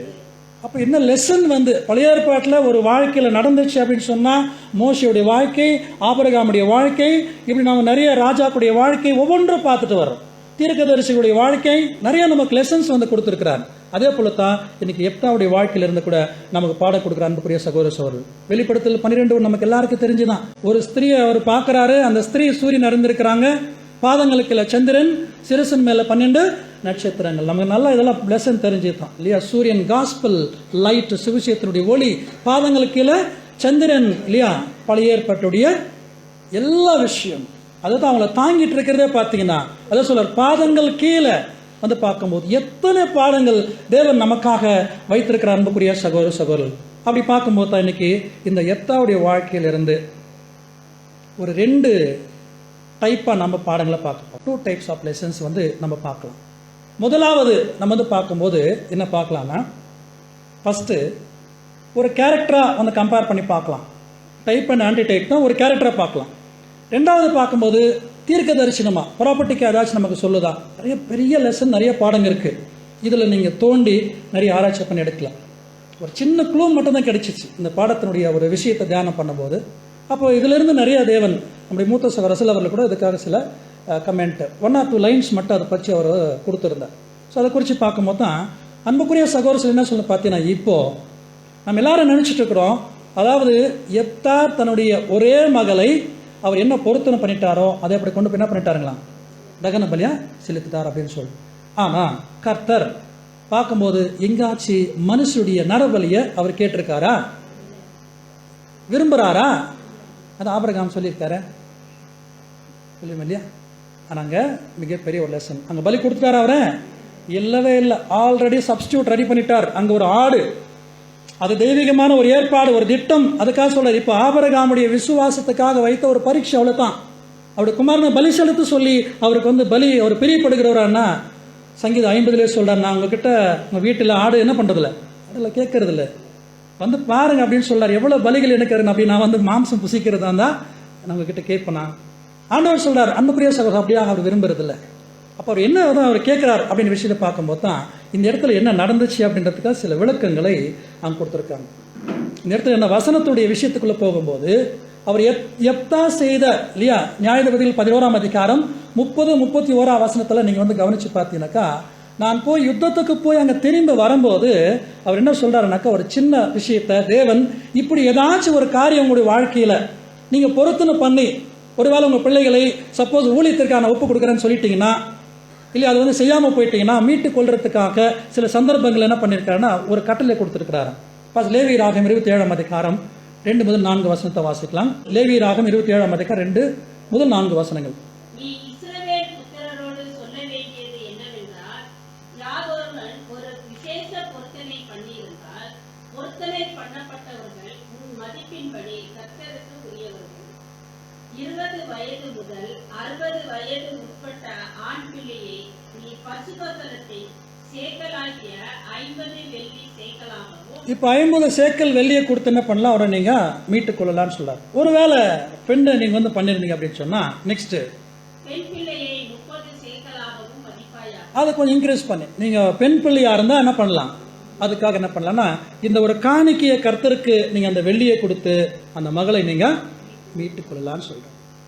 ஆனால் இதுலேயே கொஞ்சம் நமக்கு ஏதோ கொஞ்சம் சாட்டிஸ்ஃபேக்ஷன் இல்லாத மாதிரி தெரியுது, திருப்தி இல்லாத மாதிரி தெரியுது. அதுக்கு ஒரு இந்த விளக்கத்தில் வந்து பாருங்கள், ஆக்சுவலாக ஆங்கிலத்தில் என்ன கொடுத்துருக்காங்க அப்படின்னு சொல்லி பார்த்தீங்கன்னா, இங்கிலீஷில் நீங்கள் பார்த்தீங்கன்னாக்கா ஜட்ஜஸ் அந்த வாசி 11:31 பார்க்கும்போது, then it shall be that whatsoever cometh from the doors of my house to meet me when I return in peace from the children of Ammon, it shall be Jehovah's அப்படின்னு சொல்லிட்டு அங்கே ஒரு word use பண்ணி கேட்பாங்க, comma and இல்லை என்றால் R. அடுத்து சொல்கிறாரு, I will offer it up for the burnt offer. என்ன சொல்கிறாங்கன்னு பார்க்கும்போது, எது முன்னாடி வருதோ அது கர்த்தருக்கே உரியது. ஃபர்ஸ்ட் அவ்வளோ சொல்லாது, இது கர்த்தருக்கே இல்லை என்றால் அதற்கு பதிலாக நான் ஈடாக என்ன பண்ணேன்னு பார்த்தீங்கன்னா ஒரு தகன பலியை செலுத்துறேன் அப்படின்னு சொல்லியிருக்கேன். இங்கே அவர் என்ன பண்ணியிருக்காரு அப்படின்னு விஷயத்தை நம்ம பார்க்கும்போது, தன்னுடைய மகளை அவர் என்ன பண்ணியிருக்காருன்னா அவர் கொண்டு போய் பலி செலுத்திரல, தகன பலியாக செலுத்திரல, அவங்களை கர்த்தருக்காக ஊழியத்திற்காக ஒப்பு கொடுத்துட்டார்.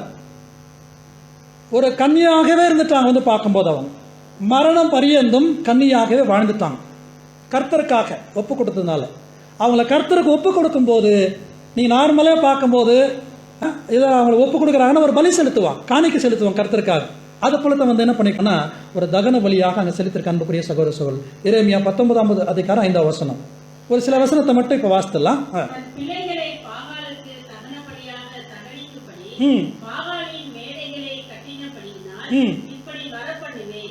இவைகளை நான் கற்பித்ததும் இல்லை. இப்படி நான் என்ன பண்றதில்ல, தன் பிள்ளைகளை நரபலிகளை கொடுக்க சொல்லி நான் எங்க கற்பித்ததும் இல்லை, சொல்லதும் இல்லை. அப்போ சொல்லிட்டு வர மாத்தி ஆண்டவர் இல்லை. ப்ளீஸ் நோட் டவுன், இந்த விஷயத்தை வந்து நம்ம எழுதி அது இல்லவே இல்லை. அதே மாதிரி கட்டளை கொடுக்கும்போது கூட உபாகம் 12ஆம் அதிகாரம் 29 முதல் 31 வசனம் கூட வந்துட்டு இந்த விஷயத்தால் சொல்லப்பட்டிருக்கு. நீ நோட் பண்ணிக்கோங்க, நேரம் இல்லாதனால. ஒரு வசனத்தை வாசிங்க சார். நீ சுதந்தரிக்க போகிற தேசத்தின் ஜாதிகளை உன் தேவனாகிய கர்த்தர் உனக்கு முன்பாக சஞ்சரிக்கும் போது நீ அவர்கள் தேசத்தை சுதந்தரித்து அதை குடியிருக்கும் போது அவர்கள் உனக்கு முன்பாக அழிக்கப்பட்ட பின்பு நீ அவர்களை பின்பற்றி என்ன சொல்றாரு, புறஜாதிகள் செய்யக்கூடியதான காரியங்களை, அருவருப்பானதான பலிகளை நீங்க என்ன பண்ணிட வேண்டாம், தேவனுக்காக அப்படியெல்லாம் செய்திடாதீங்க அப்படின்னு சொல்லிட்டு இந்த இடத்துல கட்டளை கொடுத்திருக்கிறார். இதே உபாகமும் 14ஆம் அதிகாரம் 3 முதல் 8 வசனத்திலையும் இந்த காரியங்கள் அங்கே சொல்லப்பட்டிருக்கு. இன்னொரு வசனத்தை நீங்க அதை அந்த இடத்துல நீங்க படிச்சுக்கலாம். சொல்லிட்டு தான் இப்போ ஒரு சின்ன விஷயத்தை அவங்க என்ன செஞ்சிட்டாங்க அப்படின்ற விஷயத்திற்காகத்தான் இந்த இடத்துல ஒரு ஸ்கிரிப்ட் போட்டிருக்கோம். இது நம்முடைய மூத்த சகோதரர் நான் சொன்ன நோட்ஸ் வந்து பார்க்கும்போது ரீப்ரின்ஸ் நம்பர் 2897 பேராகிராஃப் 1 வந்து சொல்லியிருக்கிறார். இது என்னமா இருக்கலாம் அப்படின்னு சொல்லிட்டு இந்த வசனத்தால் கோடிட்டு காமிச்சிட்டு இது என்னவாக இருக்கலாம், இப்படி அவர் வந்து தன்னுடைய மகளே பலி செலுத்தாரா, அப்படி இல்லை, தன் மகளை அவர் என்ன பண்ணியிருக்கான்னு சொல்லி பார்க்கும்போது தான் நமக்கு மிகப்பெரியதான ஒரு பாடத்தை தேவன் நமக்காக வைத்திருக்கிற அன்புக்குரிய சகோதர சகோதரர். அதை நான் இப்போ நம்ம பார்க்க போகிறோம். சாமுவேல் கூட என்ன பண்ணிருக்கான், அவனுடைய தாய் பொருத்தனை பண்ணிட்டு நீங்க எனக்கு ஒரு ஆண் பிள்ளையை கொடுத்து என்ன பண்ணிடுறாங்க, பால் மறந்த உடனே ஆலயத்தில் விட்டுற ஊழியத்திற்காக. அது மாதிரி தான் வந்து சொல்லியிருக்கிறாங்க. இப்போ அதே மாதிரி சொல்றாரு நீதிமொழிகள் 20ஆம் அதிகாரம் 25ஆம் வசனத்தில் பார்க்கும்போது கூட அவர் சொல்றாரு, பரிசுத்தமானதை விழுங்குகிறதும் பொருத்தனை செய்த பின்பு யோசிக்கிறது. நாம தயவுசெய்து யோசிக்கணும் இல்லையா, நம்ம யோசிக்கிற இந்த வார்த்தையை பொருத்தனை பண்ணிட்டுமா இருந்தா உண்மையிலே இந்த அதை சொன்ன வந்து பார்க்கும்போது 2 வருஷத்துக்கு முன்னாடி இந்த பாடத்தை படிச்சேங்க. நான் அப்படியே ரொம்ப இதாயிட்டேன், ரொம்ப திங்க் பண்ணிட்டே இருந்து பார்க்கும்போது ரொம்ப பாடம் கற்றுக் கொடுத்தது இந்த ஒரு லெசன், இந்த ஒரு எப்தாவுடைய வாழ்க்கை வந்து பார்க்கும்போது சொல்றாரு வந்துட்டு அவர் இந்த இடத்துல பாருங்க, அவர் பொருத்தனை பண்ணிட்ட பிறகு அவர் என்ன பண்ணலான்னு பார்த்தீங்கன்னா அவர் பேக் வாங்கவே இல்லை. அதனால அப்போஸ் நாங்கள் பவுல் பார்த்துட்டாரு, இவர் கொண்டு வந்து எங்கே வச்சுட்டாருங்க, என்ன சொல்லுவோம் அப்படின்னு சொல்லிட்டு ஸ்டார்ட் பண்ணவர் எப்தா. பார்த்தீங்களா, அவருடைய விசுவாசம் அப்படி இருந்தது அப்படின்னு சொல்லிட்டு சொல்றாரு. இன்னைக்கு நம்ம விசுவாசம் கூட இப்படியாக இருக்க வேண்டும் என்பதற்கு தான் இன்னைக்கு நமக்கு என்ன ஒரு பாடம் அப்படின்னு பார்த்தீங்கன்னா, இப்போ எப்தாவை யாருக்கு நம்ம ஒப்பிட்டு பார்க்கலாம் நிஜத்தில் இந்த லெசன் நம்ம பார்க்கும்போது ஏதாச்சும் ஐடியா வருதா?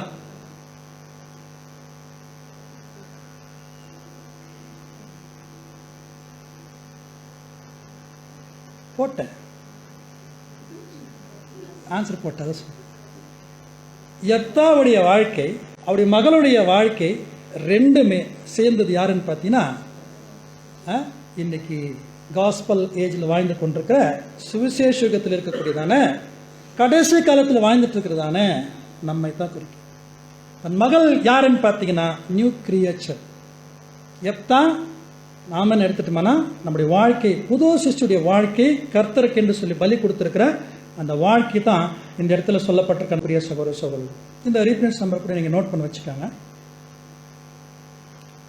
இப்போ நான் ஒரு அதில் படிக்க தெரியுது சார், முடியுது அதில் வாசிக்கும் போது தெரியுதுங்களா?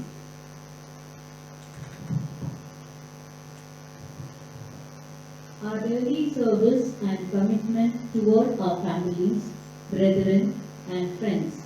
Brother Russell put it equally. This is an important question with all the truly consecrated, and one surely of paramount importance. Let us consider then that when we consecrated ourselves fully to the Lord. பார்த்தீங்களா என்ன சொல்லிட்டு இருக்காரு இந்த இடத்துல பார்க்கும்போது சகோதரர் சொல்றார், இப்படி பார்த்து அந்த பாடத்தை நான் படிச்சுட்டு இருக்கிற நாம நம்முடைய வாழ்க்கையை, நம்ம குடும்பம், புது சிஷ்யுடைய வாழ்க்கை, இல்லை நம்முடைய சகோதர சகோதரர்கள், இல்லை ஊழியங்கள், எக்லீசியா, இப்படியெல்லாம் இருக்கிற இடத்துல நம்முடைய ஃபுல் கான்சக்ரேஷன் லைஃப் நம்ம எப்படி தேவனுக்காக நம்ம அர்ப்பணம் செய்திருக்கிறோமா, கொடுத்துருக்கிறோமா, இது கேட்குறாரு. அதான் சிலர் பார்க்கும்போது இப்போ அவர் எப்தா செய்ததை பொறுத்தனே கூட வந்துட்டு இருக்கு. அது இது கூட வந்து ஒரு ஃபர்ஸ்ட் லைன் மட்டும் வாசிங்க சார். எல்லாம் ஃபுல்லாக வாசிக்க முடியாது. ஃபர்ஸ்ட் லைன் வந்துச்சுன்னா சரிண்ணா கண்டினியூ பண்ணுங்க இந்த இடத்துல இருந்து. We thereby signified that we would hold nothing back for us. என்ன சொல்றாங்க எப்படி நம்ம உடன்படிக்கை பண்ணிட்டேன்னு சொல்றாரு. இதோ தேவன் உடைய சித்தத்தை செய்ய வருகிறேன். மாசத்துல மட்டும் ஒரு மாசம் தான் வருகிறேன், மற்ற நாளெல்லாம் ஆன்லைன்ல வருகிறேன். எப்படி ஒப்பு கொடுத்துருங்க கர்த்தருக்காக முழுசா கொடுத்துருக்கு. அதாவது சொல்ல அவருடைய கான்செக்ரேஷன் லைஃப் எப்படி இருக்குன்ற விஷயத்தை இதில் ஃபுல்லாக எக்ஸ்பிளைன் பண்ணுறத பார்க்கும்போது, இல்லை ஏதாச்சும் நம்ம கர்த்தருக்கு கொடுத்துட்டு பின்னாடி நம்ம மறைச்சு வச்சுக்கிறோமா, இது இல்லை ஆண்டவரை நான் அது சொல்லலை, இது மட்டும் சொல்லியிருக்கிறேன். இதோ தேவனுடைய சித்தம் செய்ய வருகிறேன்னு ஒப்பு கொடுத்த பிறகு எல்லாமே நம்ம சார்ந்த எல்லாம் யாருக்கு தான் நம்ம சொல்கிறோம், கர்த்தருக்கே உரியது அப்படின்னு நம்ம சொல்லிட்ட பிறகு நம்ம எது என்ன பண்ணக்கூடாதுங்க. அப்படி சொன்னால் நம்ம என்ன இது வந்துட்டு பொருத்தனை பண்ணிட்டு அப்படி செய்யாமல் போயிட்டு அப்படின்னா அதை சொல்லார் அந்த இடத்துல பார்க்கும்போது கர்த்தர் வந்து பார்த்தீங்கன்னா நம்ம எல்லாம் எப்பேற்பட்டவங்க, ஆதாமுடைய சந்ததியில் துர்குணத்தில் பிறந்திருக்கிற நாம் எல்லாரும் பார்க்கும்போது நம்முடைய பலிகளை நம்ம கொண்டு போய் அப்படியே தகனிக்கிறதுக்கு அவர் விரும்புவாரான்னா இல்லை வேறு. ஆனால் அந்த மிருக ஜீவனை எதுக்காக வாங்கினாருன்னு பார்க்குறோம், வரக்கூடியதானே நிஜத்துக்காக. கர்த்தராகிய இயேசு கிறிஸ்து அதுக்குள்ளாக இருக்குது இல்லையா. எபிரேயர் 10ஆம் அதிகாரம் சொல்கிறாரு இல்லையா, எல்லாமே வந்துட்டு அந்த விஷயத்தை அவர் வந்து அங்கே எக்ஸ்பிளைன் பண்ண விஷயத்தை நம்ம பார்க்குறோம். அப்படியா இருக்கும்போது இன்னைக்கு நம்முடைய ஜீவியம் கர்த்தருக்காக இப்போ பொருத்தனை பண்ணிட்டு நம்ம கர்த்தருக்கு நம்ம ஒப்பு கொடுக்கும்போது இப்போ நாம் எப்பேற்பட்டில் இருக்கிறோம் அப்படின்னு சொல்லி பார்த்தீங்கன்னா, இப்போ எப்தா நம்ம ஒப்பிட்டு எப்படி பார்க்கலாம். முதலாவதாக எப்தா அவர் யாராக இருந்தார், பராஸ்திரியுடைய மகன் அப்படின்னு சொல்லி. இப்போ நம்முடைய இந்த ஒரு சத்தியத்தை கேட்டு இந்த சத்தியத்தை ஏற்றுக்கொண்டு உடன்படிக்கை பண்ணியிருக்கிற ஒவ்வொரு பொது சிஷ்யாக இருக்கக்கூடிய நம்ம எல்லாருமே யோசித்து பார்க்கலாம். இந்த உலகத்தார் இல்லை நம்ம சொந்த பந்தங்க நம்மளை சுற்றி இருக்கிற சரௌண்டிங் இல்லையா, நம்மளை பார்த்து எப்படி பார்க்க, நம்மளை பார்க்கக்கூடிய பார்வை எப்படி இருக்கு. இல்லை நம்ம போயிட்டு இருந்தான சபைகள் இருக்கிறவங்க நீங்கள் நம்ம மீட் பண்ணால், இல்லை நம்முடைய சொந்தமாக இருந்த கிறிஸ்துவங்க நம்மளை பார்க்கும்போது இந்த சத்தியத்தை அவங்க சொல்லியிருப்போம். ஆர்வ கோளாரத்தில் ஸ்டார்டிங்கில் இப்போ என்ன பண்ணியிருப்போம், எடுத்த உடனே ட்ரினிட்டி நரகம் எல்லாத்தையும் அவங்க கிட்ட சொல்லியிருப்போம். அவங்கள பார்த்து இப்போ நம்மளை பார்த்தோன்னு எப்படி பார்க்குறாங்க அவங்க, ஓ இவங்க ஒரு வித்தியாசமான மார்க்கமானவங்க, இவங்ககிட்ட என்ன பண்ணக்கூடாது, இவங்க சேரவே கூடாது அப்படின்னு சொல்கிறாங்க. அப்படி இருந்த நாமத்தை அந்த உலகத்தில் எப்படி எபேசியர் 2:1 சொல்கிற மாதிரி இந்த உலகத்தில் நம்ம எப்படி இருக்கு பார்க்கும்போது பாவத்தில் சாபத்தில் மரணத்தில் இருந்த நம்மை கிறிஸ்து வழியாக அவர் என்ன பண்ணியிருக்கிறாரு, மீட்டு கொண்டிருக்கிறார். அப்போ இந்த உலகத்தார் இந்த உலக ஜனங்கள் நம்மளை பார்க்கக்கூடிய பார்வை இன்னைக்கு எப்படி இருக்குன்னு சொல்லி பார்த்தீங்கன்னா ரொம்ப குறைவாக. சில நேரத்தில் வலிக்கும், நமக்கே மனசு ரொம்ப கஷ்டப்படும். எங்கேயாச்சும் ஒரு இடத்துல போகுவோம், முன்னாடி நம்மளோட ஒரு ஐக்கியமாக இருந்தவங்க பார்ப்பாங்க, பார்க்காத மாதிரி போயிடுவோம். இவங்களாம் வந்த ஏதாச்சும் போட்டு என்ன பண்ணுவாங்க, நம்மள தொந்தரவு பண்ணுவோம் அப்படின்னு சொல்லிட்டு இன்னைக்கு என்ன பண்ணிடுவாங்களா, அவர் தொந்தரவு பண்ணிட்டாங்க. அதான் சொன்ன அப்போ நோட் பண்ணுன்னு சொன்னேன். நியாயாதிபதிகள் 11ஆம் அதிகாரம் 2-3 வசனத்தில் பார்க்கும்போது அவருடைய சகோதரர்கள் அவர் என்ன பண்ணுறாங்க பார்க்கும்போது, இன்னைக்கு நம்மளை துரத்துறாங்களா இல்லையா, இல்லை சொல்ல ப்ராக்டிக்கலாக யோசித்து பாருங்க. ரொம்ப ஃபீல் பண்ணியிருக்கிறோம். சில நேரங்களில் பார்க்கும்போது இந்த கிறிஸ்துவ ஜனங்களை பார்த்தீங்கன்னா அவங்களெல்லாம் பார்த்தா ரொம்ப பெரிய பெரிய ஆளாக தெரிவாங்க, அங்கெல்லாம் போட்டு ரொம்ப தான் இருப்பான். அவங்க முன்னாடி நம்மளாம் பார்க்கும்போது எப்படி இருக்கும், பார்க்கும்போது இதெல்லாம் ஒன்றும் இல்லை, ஐயரு எப்படி பாருங்க, அப்படியே அதோ பெருசாக பார்ப்பாங்க. ஆனால் நம்ம விஷயத்தை பார்க்கும்போது நமக்குள்ளே இருக்கிற மகத்துவமான சத்தியத்தை அவங்க பார்க்க மாட்டாங்க, நம்முடைய ஜீவியத்தை பார்க்க மாட்டாங்க. எதுதான் பார்க்குறாங்க, அப்படிதான் நினைச்சாங்க. இந்த உலகத்தில் அப்படிதான் நீங்க நினைக்கிறாங்களா பார்க்கும்போது. அப்படியே பார்க்கும்போது சொல்றாரு அப்போஸ்தலன் பவுல் கொரிந்தியருக்கு எழுதும்போது சொல்றாரு 1 கொரிந்தியர் 1ஆம் அதிகாரம் 26-28 சமஸ்தர் இல்லையா, எப்படி சகோதரரே, நீங்கள் அழைக்கப்பட்ட அழைப்பை பாருங்கள். மாமிசத்தின்படி ஞானிகள் அநேகர் இல்லை, வல்லவர்கள் அநேகர் இல்லை, பிரபுக்கள் அநேகர் இல்லை, ஞானிகளை வெட்கப்படுத்தும்படி தேவன் உலகத்திலே நம்முடைய பாஷையில் சொல்லணும்னா ஸ்டைலில் நம்ம எப்படி சொல்ல பார்க்கும்போது யாரும் சொல்கிறாங்க லூஸ். உண்மைதான். எதுக்காக? உலகம் இன்னைக்கு லீவுன்னு சொல்லிட்டு என்னென்னோ பண்ணிட்டு இருக்கலாம். ஆனால் இந்த லூசுங்களால என்ன பண்ணிட்டு இருக்குது? யாரும் மேல? தேவன், கர்த்தர் இயேசு, அவர் தெய்வீகமான வார்த்தைகள்.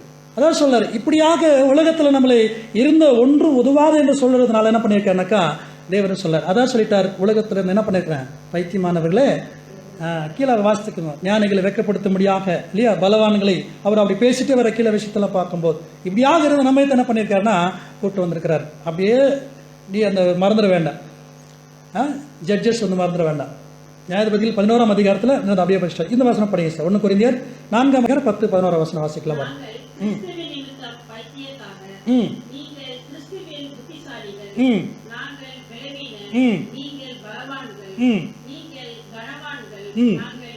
நல்லா பூஸ்டப் ஆயிடுங்க. இப்போ சத்தியத்துக்குள்ள அதான் அப்படிதான் ஆகணும். நாம் உலகத்துக்குரிய உயர்த்த முடியாது, சத்தியத்துக்குள்ள புது சிசு வாழ்க்கையை பார்த்து நம்ம வாழ்ந்துட்டு இருக்கிற ஜீவியம் இப்படியாக இருக்கும்போது தான், இப்படியெல்லாம் இருக்கும்போது தான் சொல்லார். அப்போ பவுல் சொன்னாங்களே, நான் எப்படித்தான் பார்த்தீங்கன்னா அந்த உலகத்தில் துடைத்து போட்ட கந்தை போல இருக்குன்னு பார்க்கும்போது எப்படிலாம் கம்பேர் பண்ணியிருக்கா அன்புக்குரிய சகோதரர் சொல்.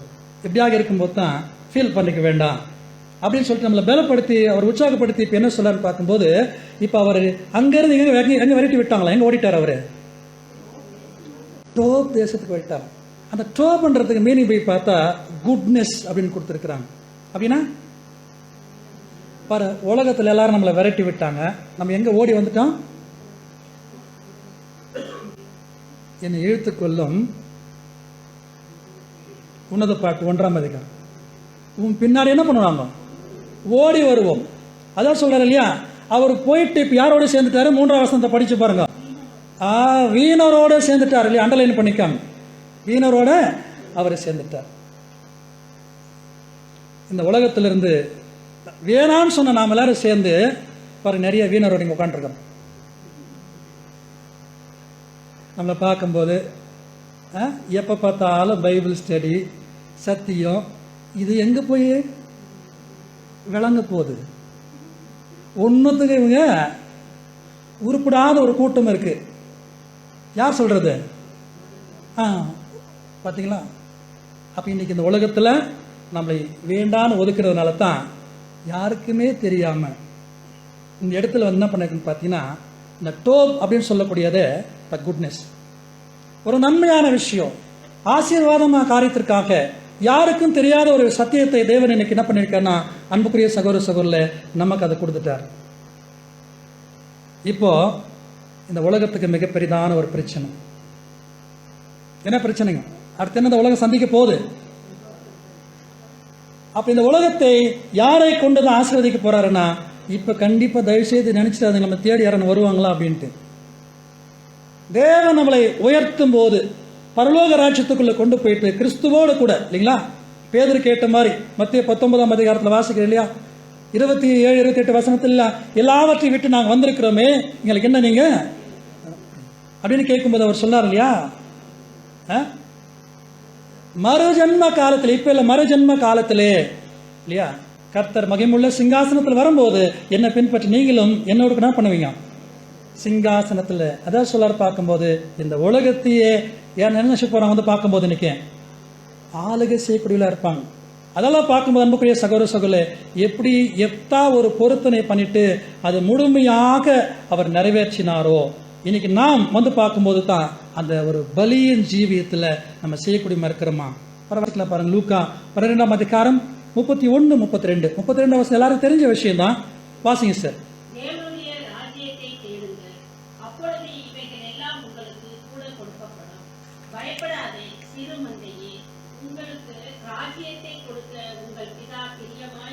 அதுதான் சொல்றார். இப்ப நாம் என்ன செய்யக்கூடிய இருக்கிறோம் பார்க்கும்போது, ராஜாக்களும் ஆசாரியர்களும் அதான் பார்த்தீங்கன்னா அன்புக்குரிய சகோதர சகோதரர், இந்த உலகத்திலேயே பார்க்கும்போது இந்த ஒரு கவர்னமெண்ட் அப்படின்னு எடுத்துக்கிட்டாலே இல்லையா, ஒரு உயர்ந்த போஸ்ட் எதுன்னு சொல்லி பார்த்தீங்கன்னா ஒரு கலெக்டர் அப்படி எடுத்துக்கலாமா, ஒரு மாவட்ட ஆட்சியர் கலெக்டர் அப்படி எடுத்துக்கிட்டீங்கன்னா, நாம் எல்லாரும் இங்கே இருக்கிற எல்லாரும் வந்து பார்த்தீங்கன்னா ஐஏஎஸ் எக்ஸாம் எழுதி பாஸ் பண்ணிட்டோம். நம்ம எல்லாரும் பாஸ் பண்ணிட்டோம். நம்ம கையில் இப்போ என்ன பண்ணியிருக்கோம் பார்த்தீங்கன்னா, வருகிறதான செப்டம்பர் 1ஆம் தேதியிலேருந்து நீங்கள் எல்லாரும் இந்தந்த மாவட்டத்துக்கு டிஸ்ட்ரிக்ட் கலெக்டர்ஸ் அப்படின்னு சொல்லிட்டு டைப் பண்ணி நம்ம கையில் கொடுத்துருக்குறாங்க. எப்போ நாம செப்டம்பர் பாஸ் பண்ணாச்சு, லெட்டர் கையில் இருக்குது. இப்போ போய் ஜாயின் பண்ண போகிறோம் 1ஆம் தேதி பார்க்கும்போது. இன்னையிலிருந்து உங்களுடைய பார்வை, உங்களுடைய பேச்சு, உங்களுடைய நடத்தை எப்படி இருக்கு? சும்மா 4 பேர் நின்று இருந்தோட பார்க்க முடியும். நின்று கொஞ்சம் சொல்லுவோம். இங்கே என்ன நடக்குதாங்க? நீங்கள் யாரும் அதை கேட்க? இன்னைக்கு இந்த உலகத்தில் நம்ம தெரியாது, இந்த உலகத்தில் தெரியாது பார்க்கும்போது இல்லையா? ஆனால் நம்ம யார் அப்படின்றது எப்போ தான்? செப்டம்பர் 1ஆம் தேதி அன்னைக்கு அந்த பவர் வரும்போது தான் தெரியும் பார்க்கும்போது. அதே மாதிரி தான் அன்னைக்கு இந்த உலகத்தில் யார் வேண்டாம் அப்படின்னு சொல்லி ஒதுக்கி வச்சிருக்கிறாங்களோ இல்லையா, தேவன் என்ன பண்ணிருக்கிறாரு? கூர்ந்து நம்மளை கவனிச்சு அன்புக்குரிய சகோதர சகோதரர்களே, நீங்கள் தேவராஜ்யத்தில் உயர்த்தப்பட்டிருக்கும் போது நம்ம சுற்றி இருந்தவங்களை பார்த்து என்ன பண்ணுவாங்க பார்க்கும்போது? ஷேம் இல்லையா? பேதுரு சொல்லுவார் அதை குறித்து பார்க்கும்போது. அப்போ கண்டிப்பாக தேவராஜ்யத்தில் தேவனுடைய மகிமையில் நம்ம இருக்கும்போது கூட பார்த்தீங்கன்னா, தேவனுடைய மிகப்பெரிய ஒரு ஆசீர்வாதத்துக்காக தேவன் அழைச்சிருக்கிறார். நம்ம இப்போ என்ன பண்ணக்கூடாதான்? வரி பண்ணக்கூடாது. ஆனால் நம்ம அதுக்கு உயர்த்தப்படணும், அந்த ஆசீர்வாதத்துக்கு போகணும். எல்லாம் ஓகே தான், ஆசை. பயப்படாத சிறுமந்தையே சில நேரத்தில் கண்டிப்பாக நான் ஃபீல் பண்ணியிருக்கேங்க. எல்லாருமே நான் ஃபீல் பண்ண கண்டிப்பாக இருந்தப்போ வந்து பார்க்கும்போது, சில நேரங்கள் பார்க்கும்போது யாராச்சும் ஏன்னா இந்த மாதிரி வசனம் வச்சு தாங்க இல்லையா, சும்மாலாம் சொல்கிறது இல்லை. யாராச்சும் நம்மளை தவறாக பேசிட்டானே சில நேரத்தில் நம்ம அமைதியாக பொறுமையாக காத்துக்கிட்டு இருந்தபோது, பேசுங்க, இது முடிய நேரம் தேவன் உங்களுக்கு கொடுத்துருக்கிறாரு. எங்கள் கவர்மெண்ட் வரும்போது அங்கே வச்சுக்கிறோம் இல்லை, தேவ சித்தம் என்னவோ கண்டிப்பாக அங்கே உங்களுக்கு அந்த நீதின்படியாக அந்த ஆசீர்வாதங்களை தேவன் கொடுப்பார் என்ற விஷயத்தை இந்த ஒரு மனசு அப்படியே உள்ளத்தில் நட்டி நம்ம வச்சுட்டு பண்ணக்கூடிய சகோதர சகோதரர் அப்படின்னு மறந்துட வேண்டாம். அது சொல்றாரு, எப்தாவை எப்படி வெறுத்து தள்ளிட்டாங்களோ மறுபடியும் தேடி வந்து நீங்கள் வந்து எங்கள் மேலே என்ன வரணும்? 1000 மண்டா அந்த அரசாட்சியில் இல்லையா? இப்பே நம்ம நினைக்கிறோம் மகிமுடைய அந்த சபை இல்லையா, மாம்சத்தில் இருக்க சபை. அப்போ இன்னைக்கு என்ன நடக்க போகுது இந்த விஷயத்தை தேவன் நமக்காக கற்றுக் கொடுத்து கண்ணுக்குரிய சகோதர சொல். ஆனால் அவர் என்ன செய்தார் பார்த்தீங்கன்னா, ஒவ்வொரு விஷயத்தை நம்ம கவனிக்கணும். நம்முடைய வாழ்க்கையில் அவர் செய்கிறார் பாருங்க. வந்துட்டு அழைத்து வந்துட்டு உடனே அந்த சொல்லாரு, நமக்கு எல்லாருக்குமே தெரியும், நம்ம ராஜாக்களும் ஆசார்களும் இருக்கிற அந்த விஷயத்தை நம்ம உண்மையில் உறுதிப்பட்டவர்களாக இருந்தால் நம்ம செய்யக்கூடியது அந்த வார்த்தையில் கவனிக்க பார்க்கும்போது எல்லா விஷயத்தையும் அவர் கொண்டு போயிட்டு கர்த்தர்கிட்ட சொல்றாரு. நம்மளை யாராச்சும் வந்து இப்படி உயர்த்த பேசிட்டு என்ன பண்ணிவிடுவோம்? நம்ம கர்த்தராவது அப்புறம் பார்த்துக்கலாம் இல்லையா? இன்னைக்கு நம்மளை உயர்த்திட்டாங்களே, நிறைய எனக்கு இதுதான் தேடிட்டு இருக்கிறோம். பதவி, புகை, நம்ம உயர்வு இதெல்லாம் வந்துட்டு. அன்புக்குரிய சகோதர சகோதரர்களே, நம்ம தாழ்த்தப்பட்டவர்களாக அப்படி தேவன் கிட்ட போயிட்டு சொல்ல பார்க்கும்போது அவர் போயிட்டு சொல்றாரு, கர்த்தரிடத்தில் எல்லா விஷயத்தையும் அவர் சொல்றாரு பார்க்கும்போது கர்த்தரிடத்தில் இன்னைக்கு நாம் ஒவ்வொரு விஷயத்தையும் இது உமக்கு பிடிக்கும் ஆண்டவரே, உம்முடைய சித்தமா இப்படி செய்வது, அப்படி ஒவ்வொரு காரியத்தையும் அவரை கிட்ட கேட்டு கேட்டு செய்யக்கூடியவர்களாக நாம் இருக்க வேண்டும். அன்புக்குரிய சகோதர சகோதரர், விசேஷமானவர்கள், த பெக்யூலியர் பீப்புள்ஸ் அப்படின்னு சொல்லி பார்த்து இந்த உலகத்திலேயே நாம மட்டும்தான். எப்பேற்பட்ட உன்னதமான ஒரு ஆசீர்வாதத்துக்காக தேவன் அழைச்சிருக்கிற விஷயத்தை நம்ம புரிந்து கொள்ள வேண்டும். நம்முடைய நேரத்தை மற்ற காரியங்களுக்கு பேசுவார்கள், திட்டுவார்கள் இல்லையா, இதெல்லாம் செய்துட்டே இருந்தா கூட இதெல்லாம் நம்ம காதல் வாங்குறதே வேணாம். ஆனால் நாம் யார் என்ற விஷயத்தை நாம புரிஞ்சுட்டு போயிட்டே இருக்கணும். அவ்வளோதான் தேவன் நம்ம கொடுத்துருக்கிற அந்த பாதையில் அன்புக்குரிய சகோதர சகோதரர். அடுத்து என்ன பார்த்தீங்கன்னாக்கா பாருங்க, தேவனுடைய ஆவி அவர் மேலே இப்போ கம்பேர் பண்ணிடலாமா? இன்னைக்கு தேவனுடைய ஆவி நமக்கு என்ன பண்ணியிருக்கிறாருங்க, என்ன செய்யணுன்ற விஷயத்தை தினமும் இன்னைக்கு நமக்கு அதை கொடுத்து அவர் வழி நடத்தி கொண்டே வந்திருக்கிறார். இதுவும் தெரிஞ்ச விஷயத்தான். ரோமர் 12:1-2 பரிச்சயமான வசனத்தினால அப்படியே நான் ஸ்கிப் பண்ணிக்கிறேன். ரோமர் 12:1-2 வசனமெல்லாம் தெரியும். 2ஆம் வசனம் பாரு சொல்ல, நீங்கள் இந்த பிரபஞ்சத்துக்கு ஒத்த வேஷம் தெரியாமல் நன்மை பெரிய என்ன சொல்லி அவருடைய நீங்கள் பகுத்தறியத்தக்கதாக உங்கள் மனசு என்னாகணும், இதுவே நீங்கள் செய்யத்தக்க புத்தியுள்ள 1ஆம் வசனத்தில் சொல்றாரு இல்லையா, இப்படியெல்லாம் நம்ம செய்யணும் அப்படின்ற விஷயத்தை இங்கே சொல்லிட்டு வர்றார். ப்ளீஸ் நோட் அந்த வசனத்தை லூக்கா 17:33 நோட் பண்ணிக்கோங்க. தன் ஜீவனை ரட்சிக்க அது என்ன பண்ணுவான், எழுந்து போவான். அப்போ இனிமேல் என்ன செய்யலாம் பார்க்கும்போது, முழுமையாக கர்த்தருக்கு நம்ம எப்பாவை போல செலுத்துள்ளாக இருக்க வேண்டும். அன்புக்குரிய சகோதர சகோதரர், நெக்ஸ்ட் நம்ம பார்த்தீங்கன்னா தன் மகள் சொன்ன காரியங்களை கூட பார்க்கும்போது அவர் என்ன சொல்கிறாங்க, இப்படி நான் ஒரு பொருத்தனை பண்ணிட்டேன் அப்படின்னு சொல்லும்போது என்ன பண்ணுறாங்க வந்து பார்த்தீங்கன்னா, கண்டிப்பாக நீங்கள் பண்ணுங்க அப்படின்னு சொல்கிறாரு. அதில் மட்டும் லெசன் நம்ம பார்த்துட்டு நெக்ஸ்ட் காரியத்துக்குள்ளே கடந்து போகலாம். இப்போது அவர் திரும்பி வரும்போது தன் மகள் இப்போ வீட்டிலேருந்து வராங்க இல்லைங்கன்னா, மகள் பார்த்தீங்கன்னா அவங்க யார் தான் பார்க்கும்போது ஒன்லி ஒன் ஒரே மகள் தான். இதுக்கு என்ன ஒப்பிட்டு சொல்லணும்னு பார்க்கும்போது இந்த இடத்துல நம்முடைய வாழ்க்கையில் எதெல்லாம் வந்துட்டு முதன்மையானது, இது விசேஷமானது, அதுக்கு ரொம்ப இம்பார்ட்டன்ஸ் கொடுத்து அதை நம்ம அன்பு செய்கிறோமோ அதில் தான் நமக்கு பரீட்சை. எசேக்கியேல் தன் மனைவி இல்லையா 24 படிக்க வேண்டாம், அவங்க மனைவி எப்பேற்பட்டவங்களா, ரொம்ப பிரியமானவள், உன் கண்களுக்கு பிரியமானவளாக இருக்கக்கூடிய மனைவி என்ன பண்ண, இன்று சாயங்காலத்தில் என்ன பண்ணுவேன் நான் அவங்கள அடிச்சிடுவேன், மறிச்சிடுவாங்க. எப்படி சொல்ல பார்க்கும் பிரியமானதை அப்படின்னு பார்த்தா சொன்னா உங்களுக்கு எது நல்லா பிரியப்பார். ஒரே மகள் எந்த அளவுக்கு அவர் அன்பு வச்சிருப்பாரோ அந்த மகளை என்ன பண்ணுங்க வந்துட்டீங்க கான்சென்ட்ரேட் பண்ணு அப்படின்னு சொல்றாரு, ஒப்பு கொடு. இப்போ அந்த லைஃப் அவர் ஒப்பு கொடுக்குறதா பார்க்கும்போது இன்னைக்கு நாம கூட ஏதாச்சும் அப்படி இது மட்டும் கொடுக்க முடியாதுங்க அப்படின்னு இதை வச்சிருந்தோன்னா கர்த்தருக்கு அதை என்ன செய்யலாமா, கர்த்தருக்கு அதை கொடுக்குறதுல நம்ம இருக்கணும் அப்படின்னு சொல்றாரு. இப்போ நம்ம என்ன பாட்டு பாடுறோம், மகள் என்ன பாட்டு பாடி வராங்களா, சிஸ்டர் சப்ஜெக்டே சொல்லிட்டாங்க இல்லையா. எத்தாவுடைய மகள் வீட்டில் என்ன பண்ணுறாங்களா, அந்த ஒரு தம்பூரத்தோடு அவங்க ஆடி பாடிட்டே வரால பார்க்கும்போது. இப்போ சங்கீதம் 98:1 நம்ம பார்க்குறோம், வெளிப்படுத்தல் 15ஆம் அதிகாரத்தில் நம்ம பார்க்குறோம். என்ன பாட்டு வாசிங்க, 98:1.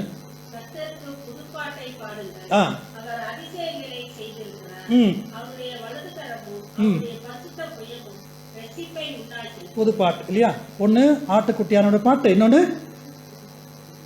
கர்த்தராகிய மோசேயின் பாட்டை ஆட்டுக்குட்டியான பாட்டு என்ன பண்ணோம். இப்போ நம்ம அப்படிதான் நீங்கள் பாடிட்டு இருக்கிறோம். இந்த மாதிரி நீங்கள் பாட்டை நீங்கள் பாடுக்குள்ள இருக்கணும் அப்படின்னு சொல்லி அன்புக்குரிய சகோதரர் சொல் அப்படின்னு சொல்லிட்டு நெக்ஸ்ட் வந்து அவங்க சொல்லக்கூடியதான ஒரு சின்ன ரிக்வஸ்ட் இருக்கு இல்லையா. அந்த வசனத்தை வாசிக்கல 37 வாசிக்கிறார் அதிலே எடுத்துட்டு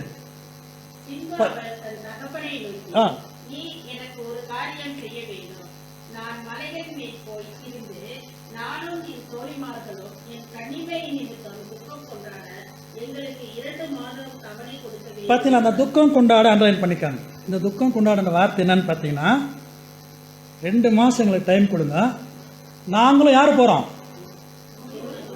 இப்போ உங்களுக்கு சப்ஜெக்ட் புரிஞ்சுட்டுக்குன்னு நினைக்கிறேன். மத்திய 25ஆம் அதிகாரத்தில் கன்னிகள் இருக்கிறாங்க 5 பேர். சங்கீதம் 45ஆம் அதிகாரம் 10 to 12-13 வரைக்கும் இல்லையா. ராஜகுமாரத்தி பொற்சரிகை இல்லையா, தரித்தவளாய் அவங்க அழைத்து வரப்படுவாள், தோழி பின்னாலே வருவாங்க. பார்க்கும்போது இந்த சுவிசேஷக்கு முழுவதுமாக 2 மாதங்கள் 2000 வருஷம் காஸ்பல் ஏஜ்.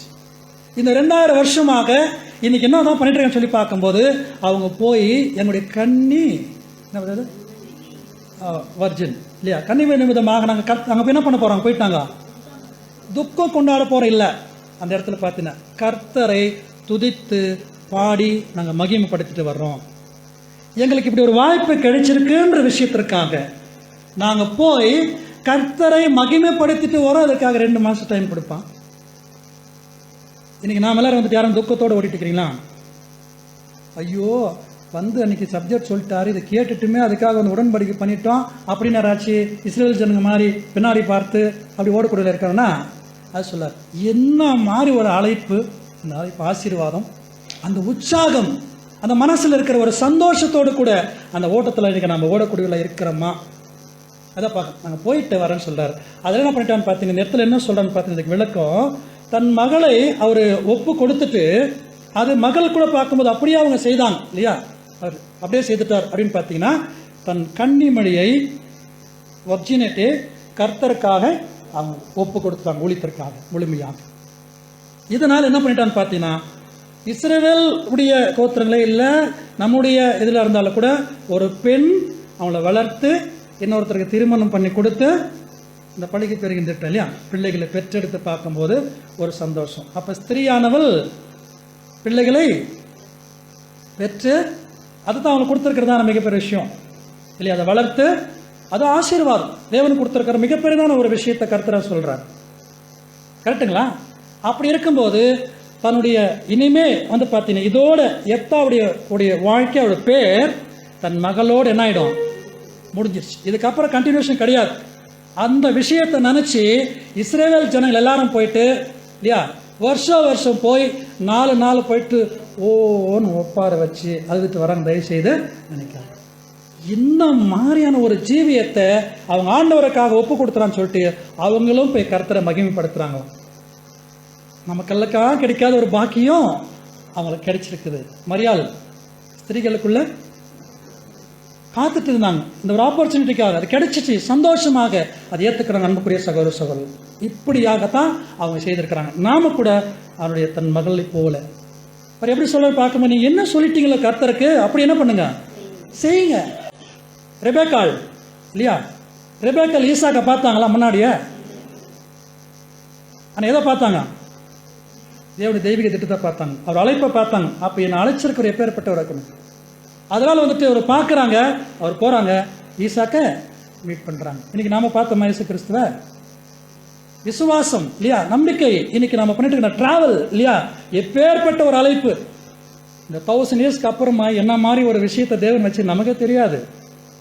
ஆனால் அப்பேற்பட்ட உன்னதமான ஒரு விஷயத்திற்காக தேவன் ஒரு வாட்டி நம்மளை பரலோகத்துக்கு உயர்த்திட்டார்னா இறக்கி கொண்டு வந்துறாரு. இல்லை அப்பேற்பட்ட ஒரு ஆசீர்வாதத்தை தேவன் அழிச்சிருக்கிறாரு. அந்த ஆசீர்வாதத்தை நம்ம எப்படி நம்ம பிரயோஜனப்படுத்திக்கிறவர்களாக இருக்கணுன்றது தான் இந்த முதலாவது பாடத்தில், இந்த லெசனில் நம்ம கற்றுக்கிறோம்.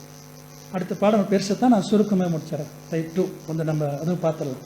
இந்த இடத்துல பார்க்கும்போது எப்படி இதை ரெண்டாவது ஒன்று சொல்லலாம், கொஞ்சம் ப்ராப்பர்ட்டிக்கு தீர்க்க தரிசனமாக எப்படி கம்பேர் பண்ணலாம் அப்படின்னு விஷயத்துக்குள்ள வரும்போது, ரெண்டாவது விஷயம் பார்த்தீங்கன்னா யாரும் சொல்லலாம், ஏதாச்சும் ஐடியா யாரும் சொல்கிறாங்க?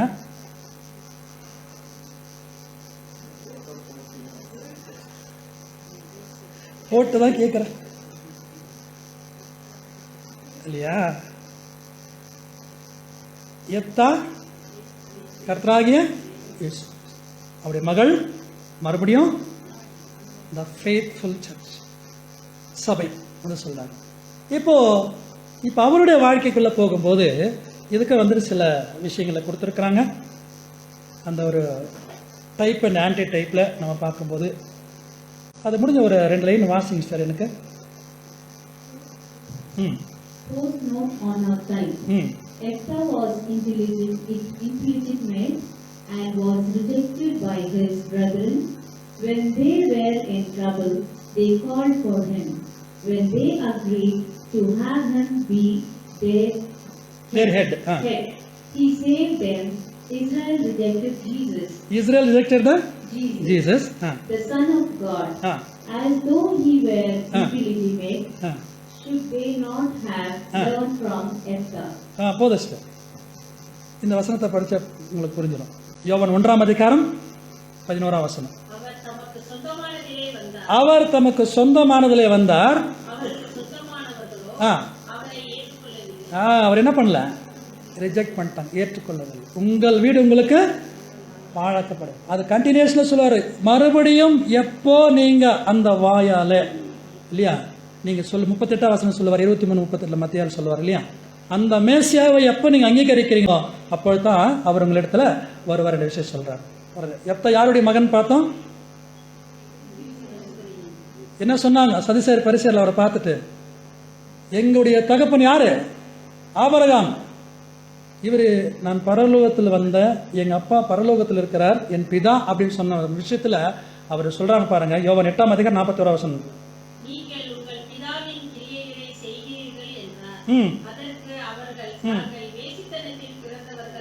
நான் என்ன சொல்றேன், இயேசு கிறிஸ்துவை பார்த்து நாங்கள் வேசித்தனத்துல என்ன மாதிரி வார்த்தை பயன்படுத்துறாரு பாருங்க.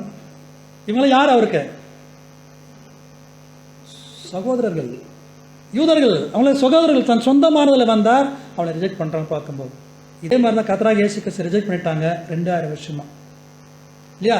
இப்போ அவர் போய் மறுபடியும் 2ஆம் வருகையில் வந்துட்டு இருக்கும்போது தான் இப்போ அவங்களுக்கு என்ன பிரச்சனை ஓடிட்டு இருக்குது. இஸ்ரேல் நாட்டை சுற்றி இப்போ வந்துட்டு இருக்கிற காசா ஸ்ட்ரைட் வந்து பார்க்குறோம், தீவிரவாத அமைப்பு இல்லையா, வெஸ்ட் பேங்க் இல்லையா, ஜோர்டான், அப்புறம் லெபனான்லேருந்து இஸ்புல்லா தாக்கு இல்லையா, டர்க்கியிலிருந்து இப்போ கடைசியாக வெயிட் பண்ணிட்டு இருந்தாங்க, பின்னாடி மட்டும் சப்போர்ட் பண்ணிட்டு இருந்தாங்க. ஆனால் டைரக்டர் பண்ண ஆரம்பிச்சிட்டாங்க. யாருங்க? ஈரான் இல்லையா?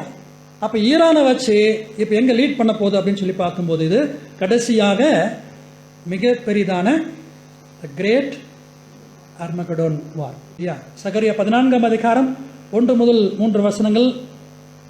இதோ கர்த்தருடைய நாள் வருகிறது. ஒன்றாம் வசனம்.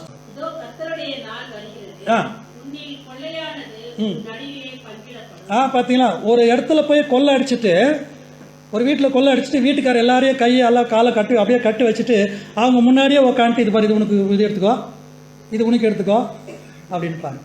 அவங்க நாட்டிலே போய் கொள்ளை அடித்து இப்படி போட்டே தான் இருக்கும். என்ன கொள்ளை அடிக்கிறாங்க இதில் நான் சொல்ல போகிறதில்ல, நிறைய விஷயம் இருக்குது இதில்.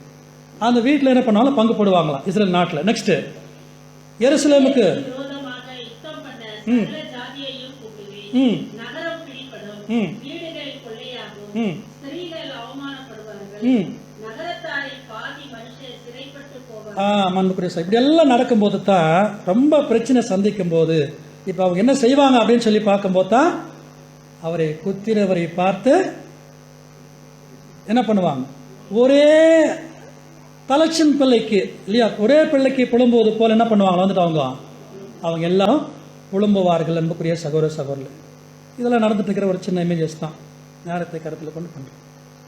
இதெல்லாம் வந்து பண்ணது சொல்கிறாங்க இல்லையா. அவங்க போய்ட்டு என்ன பண்ணுவாங்களாம், சகரியில் வருது இல்லையா 10ஆம் அதிகாரத்தில், தன் ஒரே பிள்ளைக்காக அவங்க புலம்புகிறது போல அவங்க புலம்புவாங்க. இப்படியாக இருக்கும்போது தான் இப்போ யார் வந்து நிற்கிறாரு, 1874 இந்த ராஜாதி ராஜாவாக வந்துட்டார் இல்லையா. 100 ஆண்டுகளுக்கு முன்னாடியே நம்முடைய மூத்த ரசல் அவர்கள் அந்த ரீஃபரன்ஸ் நம்பர் அப்போ சொல்கிறாங்க, வந்துட்டு சொல்லிட்டார், ஜெருசலேம் இஸ்ரேலுடைய தலைநகரமாக இருக்கிறார் அப்படின்னு நம்ம சொல்லிட்டு இருக்கோம் இல்லையா. இப்போ டிக்ளேர் பண்ணியிருக்காங்க. அதுக்காக ஒரு பிரசிடென்ட்டை ஏற்படுத்தி தேவன் அதை டிக்ளேர் பண்ண வைக்கிறார். கரெக்டுங்களா? ஷேரில் இருந்துச்சு ஜோர்டானுக்கு, அது அப்படியெல்லாம் கிடையாது, இது இவங்களுக்கு தான் சொந்தன்ட்டார். ஆனால் ரசல் அந்த இடத்துல அவர் மென்ஷன் பண்ணுறார், ரொம்ப ஆச்சரியமாயிருச்சு. இது அவங்களுக்கு மட்டும் இல்லை, த வேர்ல்டு கேபிட்டல் அப்படின்னு பார்க்கும்போது ஜெருசலேம் அப்படின்னு எழுதிட்டார். அன்புக்குரிய சகோதர சகோதரில் பரிசுத்த ஆவியினுடைய வழிநடத்தல் பாரு சொல்லியிருக்கிறார் 100 ஆண்டுகளுக்கு முன்னாடியே.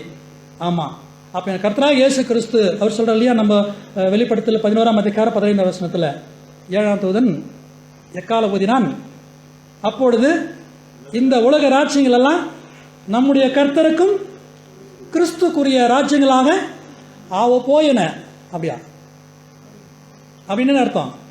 ஒரு ராஜ்யத்துக்குள்ள ஒரு ராஜா மட்டும் தான் ஆளுகை செய்யணும், இன்னொரு ராஜா அவரை கண்ட்ரோலில் கையில் பிடிச்சிட்டு ஆளுகையை அவர் எடுத்தாச்சு. இப்போ நடந்துக்கிற ஒவ்வொரு விஷயமும் கர்த்தராகிய இயேசு கிறிஸ்து அதை தேவன் அதை நடத்தி கொண்டிருக்க. அன்புக்குரிய சகோதர சொல் அப்படி நடத்தி கொண்டிருக்கும் போது தான் இயேசு கிறிஸ்து என்ன சொல்லிட்டாருன்னு பார்த்தீங்கன்னா, என்ன சொல்லிட்டாருன்னு பார்க்கும்போது, இந்த உலகத்தை ஜெயிச்சிட்டா, ஜெயம் கொண்டுட்டா, இந்த உலகத்துக்கு ஒரு ஆசீர்வாதம் வரணும் அப்படின்னு சொன்னால் நான் என்ன பண்ணுறேன்னு சொல்லி பார்க்கும்போது, நான் எதிர்கொண்டு போகும்போது எனக்கு முன்னாடி எப்படி வருதோ ஃபஸ்ட்டு அது என்ன பண்ணிடுறேன், கொடுத்துறேன்னு சொல்லு. ஒருவன் என்னை பின்பற்ற வர விரும்பினால் அவன் தன்னை தான் வெறுத்து தன் சிலுவையை சுமந்து கொண்டு எனக்கு பின்னாக வரணும் சொல்லிட்டு போயிட்டார். 2000 வருஷமாக அந்த எப்தாவுடைய மகள் அப்படின்னு சொல்லி பார்க்கும்போது இல்லையா, யாக்கோபு 1ஆம் அதிகாரம் 18ஆம் வசனம் கிடக்கடான்னு சொல்லின்னு பார்த்தேன். அவர் சித்தம் கொண்டு நாம் முதற் பேரன் ஆகும்படியாக சத்திய வசனத்தினாலே நாம் முதற் பலன்கள் இந்த உலகத்தில், த ஃபர்ஸ்ட் ஒன்ஸ் இந்த உலகத்தில். அதான் சொல்றாரு பார்த்தீங்கன்னா, அதான் சொல்ல பார்க்கணும். இன்னைக்கு எப்படி எழுதுறான்னு பார்த்தீங்கன்னா, இன்னைக்கு மனவாட்டியாக சேவை எப்படி சொல்றான்னு பார்த்தீங்கன்னா, தேவனுடைய பார்வை நம்ம யார், கர்த்தராகிய இயேசு கிறிஸ்து எத்தனாவது குமாரன் அவருக்கு? கச்சகச்சான்னு சொல்லு, ஒரே பேரான குமாரன். இப்போ நாம் எத்தனாவது குமாரத்தி? Only one daughter. ஹெவன்லி ஃபாதருக்கு நாம் அதான் சொல்ல, இவங்க 2 பேருக்கு தான் மேரேஜ். அந்த மகளை என்ன பண்ணிட்டாரு பார்த்தீங்கன்னா, முழுமையாக நான் என்ன பண்ணிடுறேன், கர்த்தருக்கு ஒப்பு கொடுத்துட்றேன். இன்னைக்கு நம்ம கர்த்தராகிய இயேசு நம்ம மேலே ஒரு கான்ஃபிடென்ஸ் பாருங்க, தேவனுக்கு நம்மளுக்கு நம்பிக்கை பாருங்க, கண்டிப்பாக இவங்க செய்வாங்க, இந்த பலியின் ஜீவித்தை செய்வாங்க அப்படின்னு சொல்லி அந்த வாழ்க்கையில் நமக்கு அழைத்து நம்ம கொடுத்துருக்கிறார். அப்பேற்பட்ட ஒரு ஆசீர்வாதம் நம்ம வந்திருக்கோம் அன்புக்குரிய சகோதரர் சொல்லு. அப்படி பார்க்கும்போது சொல்லார், இன்னைக்கு நமக்கு வெற்றி இந்த உலகத்துக்கு பார்க்கும்போது பாரு யாரை நிறுத்துவாரான்னு சொல்லி பார்த்தீங்கன்னா, இந்த அர்மோகதன் வாரில் ஒரு வாசல் மீக 5ஆம் அதிகாரம் 5ஆம் வசனம். இவரே சமாதானக்காரர். ஆ அசிரியன் நம்முடைய தேசத்தில் வரும்போது யாரு? அவரே நம்முடைய சமாதானக்காரர். கர்த்தராகிய இயேசு கிறிஸ்து அசீரியன் நம் தேசத்தில் வரும்போது அப்படின்னா எல்லாரும் பாருங்க, எருசலேமுக்கு விரோதமாக வரக்கூடிய கோகு கோகு மாகோகு இல்லையா, மாகோகு தேசத்தான இவங்களாம் நம்ம எசேக்கியேல் 38-39 அதிகாரம், அது தனி தெருக்கு தரிசனமா. இதெல்லாம் வரும்போது சொல்றாரு, நான் யாரை நிறுத்துவேன்னு சொல்றாரு பாருங்க. அவர்கள் நம்முடைய அரண்களை மிதிக்கும் போது ம். 7 மேய்ப்பரையும் ம். மனிதரின் 8 அதிபதிகளையும் அவனுக்கு விரோதமாய் நிறுத்துவேன். பார்த்தில் யாரை நிறுத்துவாருங்க பார்க்கும்போது 7 மெய்ப்பர்கள். யார் இவங்க? 7 காலகட்ட சபை, சர்ச் கிளாஸ். இவ்வளோ நிறுத்துவர பார்க்கும்போது எப்படி அப்படின்னு பார்த்தீங்கன்னா, அன்புக்குரிய சகோதர சகோதரில், இந்த உலகத்தில் நம்முடைய பலன் என்னன்னு சொல்லி பார்க்கும்போது நம்முடைய பலன் என்ன அப்படின்னு பார்த்தீங்கன்னா, எந்த அளவுக்கு இந்த உலகத்தில் நம்ம தாழ்த்துக்கிறோமோ, எந்த அளவுக்கு நம்ம கோவப்படாமல் இருக்கிறோமோ, எந்த அளவுக்கு நம்ம அன்பாக இருக்கிறோமோ, இந்த கேரக்டர்ஸ் எல்லாம் நம்ம டெவலப் பண்ணிக்கிற விஷயத்தில் இப்படியெல்லாம் நம்ம இந்த உலகத்தில் வாழ முடியும். நம்முடைய பலன் எப்பேற்பட்ட விஷயம் பார்த்தீங்கன்னா, இந்த சார்ட்டில் நம்மளை எந்த இடத்துக்கு கொண்டு போக போகிறார் அப்படின்னு பார்க்கும்போது எந்த லெவலில் வந்துடுறார் நம்மள சார்ட்டில் கே இல்லையா. பிதாவாகிய தேவன் இருந்த விஷயம், அதுக்கு அடுத்து கர்த்தராகிய இயேசு கிறிஸ்து கொடுத்தாரு.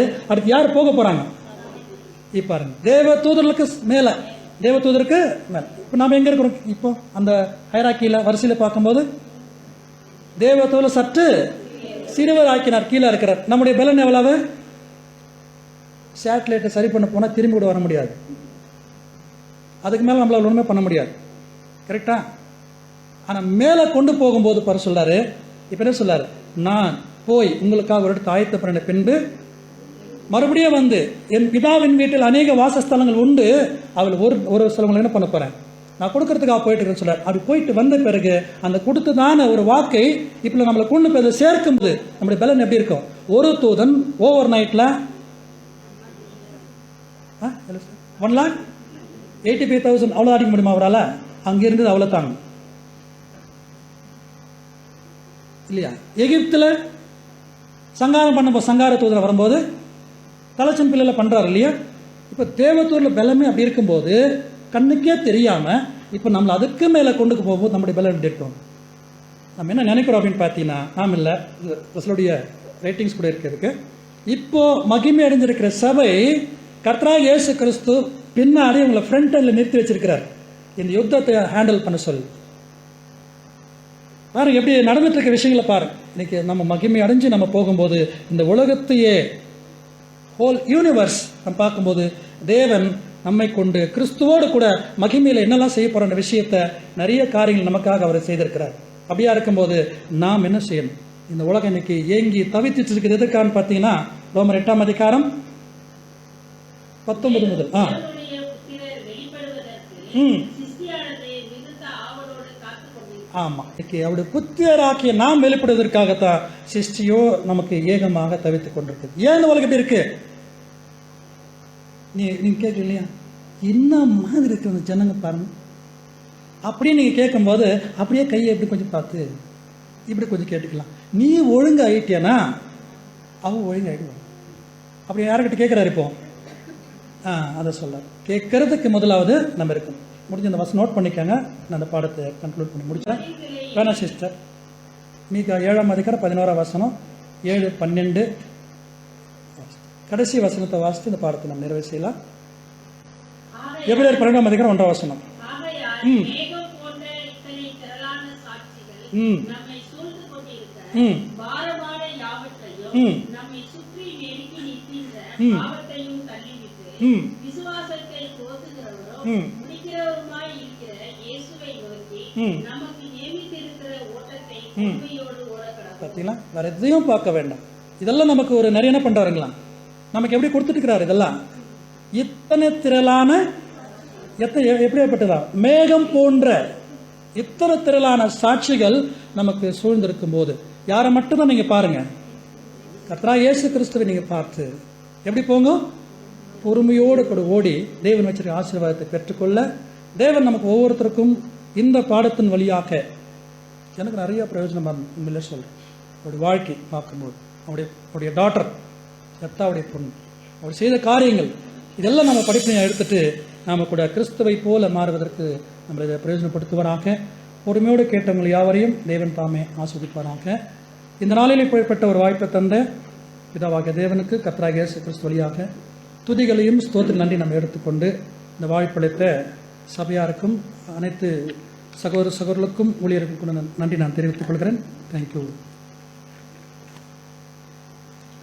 ಸಹೋದರಾದ ಸೆಲ್ವರಾಜ್ ಅವರು ವೇಲೂರ್ ಅಲ್ಲಿರುವಂತಹ ಸಭೆಯಲ್ಲಿ ಇದ್ದಾರೆ. ಅವರಿಂದ ಒಂದು ಒಳ್ಳೆ ಪಾಠವನ್ನು ನಮಗೆ ಇವತ್ತು ಕೊಟ್ಟಿದ್ದಾರೆ. ಹೀಬ್ರೂಸ್ 11 ಚಾಪ್ಟರ್ ಅಲ್ಲಿ ಅನೇಕ ದೇವರ ಮಕ್ಕಳ ವಿಷಯಗಳನ್ನು ಹೇಳಲ್ಪಟ್ಟಿದೆ.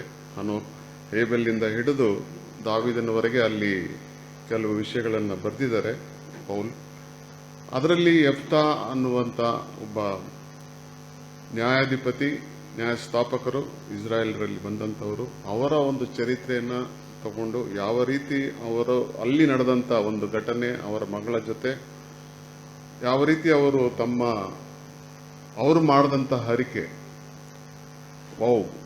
ಯಾವ ರೀತಿ ಅವರು ನೆರವೇರಿಸಿದ್ರು, ಅದರ ಒಂದು ವಿವರಣೆ ಮತ್ತು ಅದರ ಯಾವ ರೀತಿ ಅದನ್ನು ನಾವು ಬೇರೆ ಒಂದು ಮುಂದಿನ ಕಾಲದಲ್ಲಿ ಆಗುವಂಥ ಕೆಲವು ವಿಷಯಗಳಿಗೆ ಅವರು ಅದನ್ನು ಕಂಪೇರ್ ಮಾಡಿ ಬಹಳ ಬ್ಯೂಟಿಫುಲ್ ಆಗಿ ಒಂದು ಕ್ಯಾರೆಕ್ಟರ್, ಇನ್ನೊಂದು ಪ್ರಾಫಿಟಿಕ್ ಆಗಿ ಆ ವಿಷಯಗಳನ್ನು ನಮಗೆ ಬಹಳ ಬ್ಯೂಟಿಫುಲ್ ಆಗಿ ಇವತ್ತು ಪಾಠವನ್ನು ಕೊಟ್ಟಿದ್ದಾರೆ.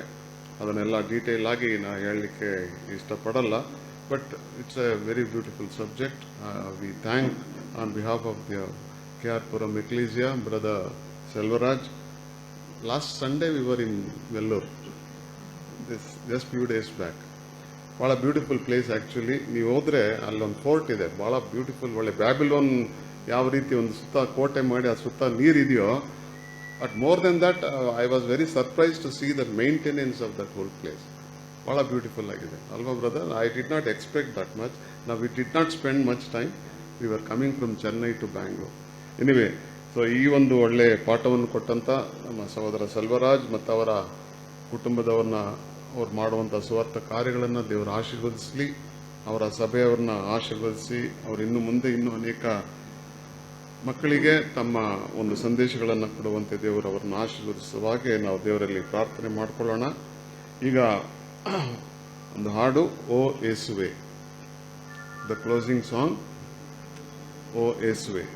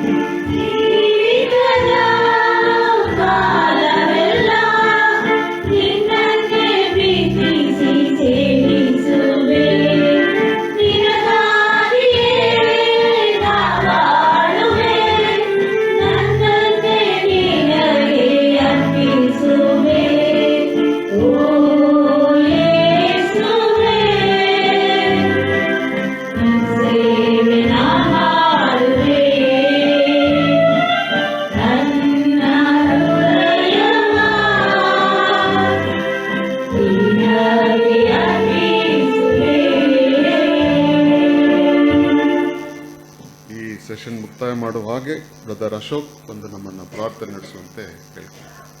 Brother Ashok will lead us in prayer. ஜெபிக்கலாம்.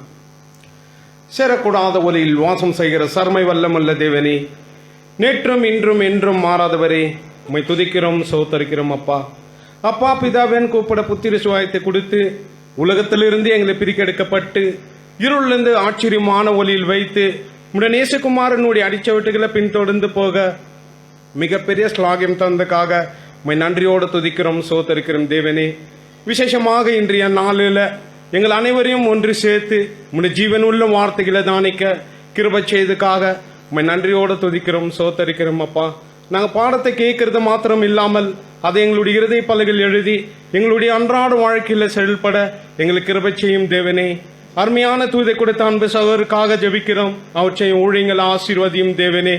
இனி உள்ள பாகத்தையும் ஆசீர்வதியும் தேவனே. இங்க இருக்கிற ஒவ்வொரு பரிசுத்தவான்களையும் உம்முடைய வல்லமுள்ள கரத்தை நீட்டி பேர் பேராக ஆசீர்வதியும் தேவனே. எல்லாவற்றையும் எங்கள் ஆண்டவர் ரட்சகர் மீட்பர் எங்கள் ராஜாதி ராஜாவாக இருக்கும் எங்கள் இயேசு கிறிஸ்து மூலமாக கேட்கிறோம், எங்கள் ஜீவனுள்ள நல்ல பிதா.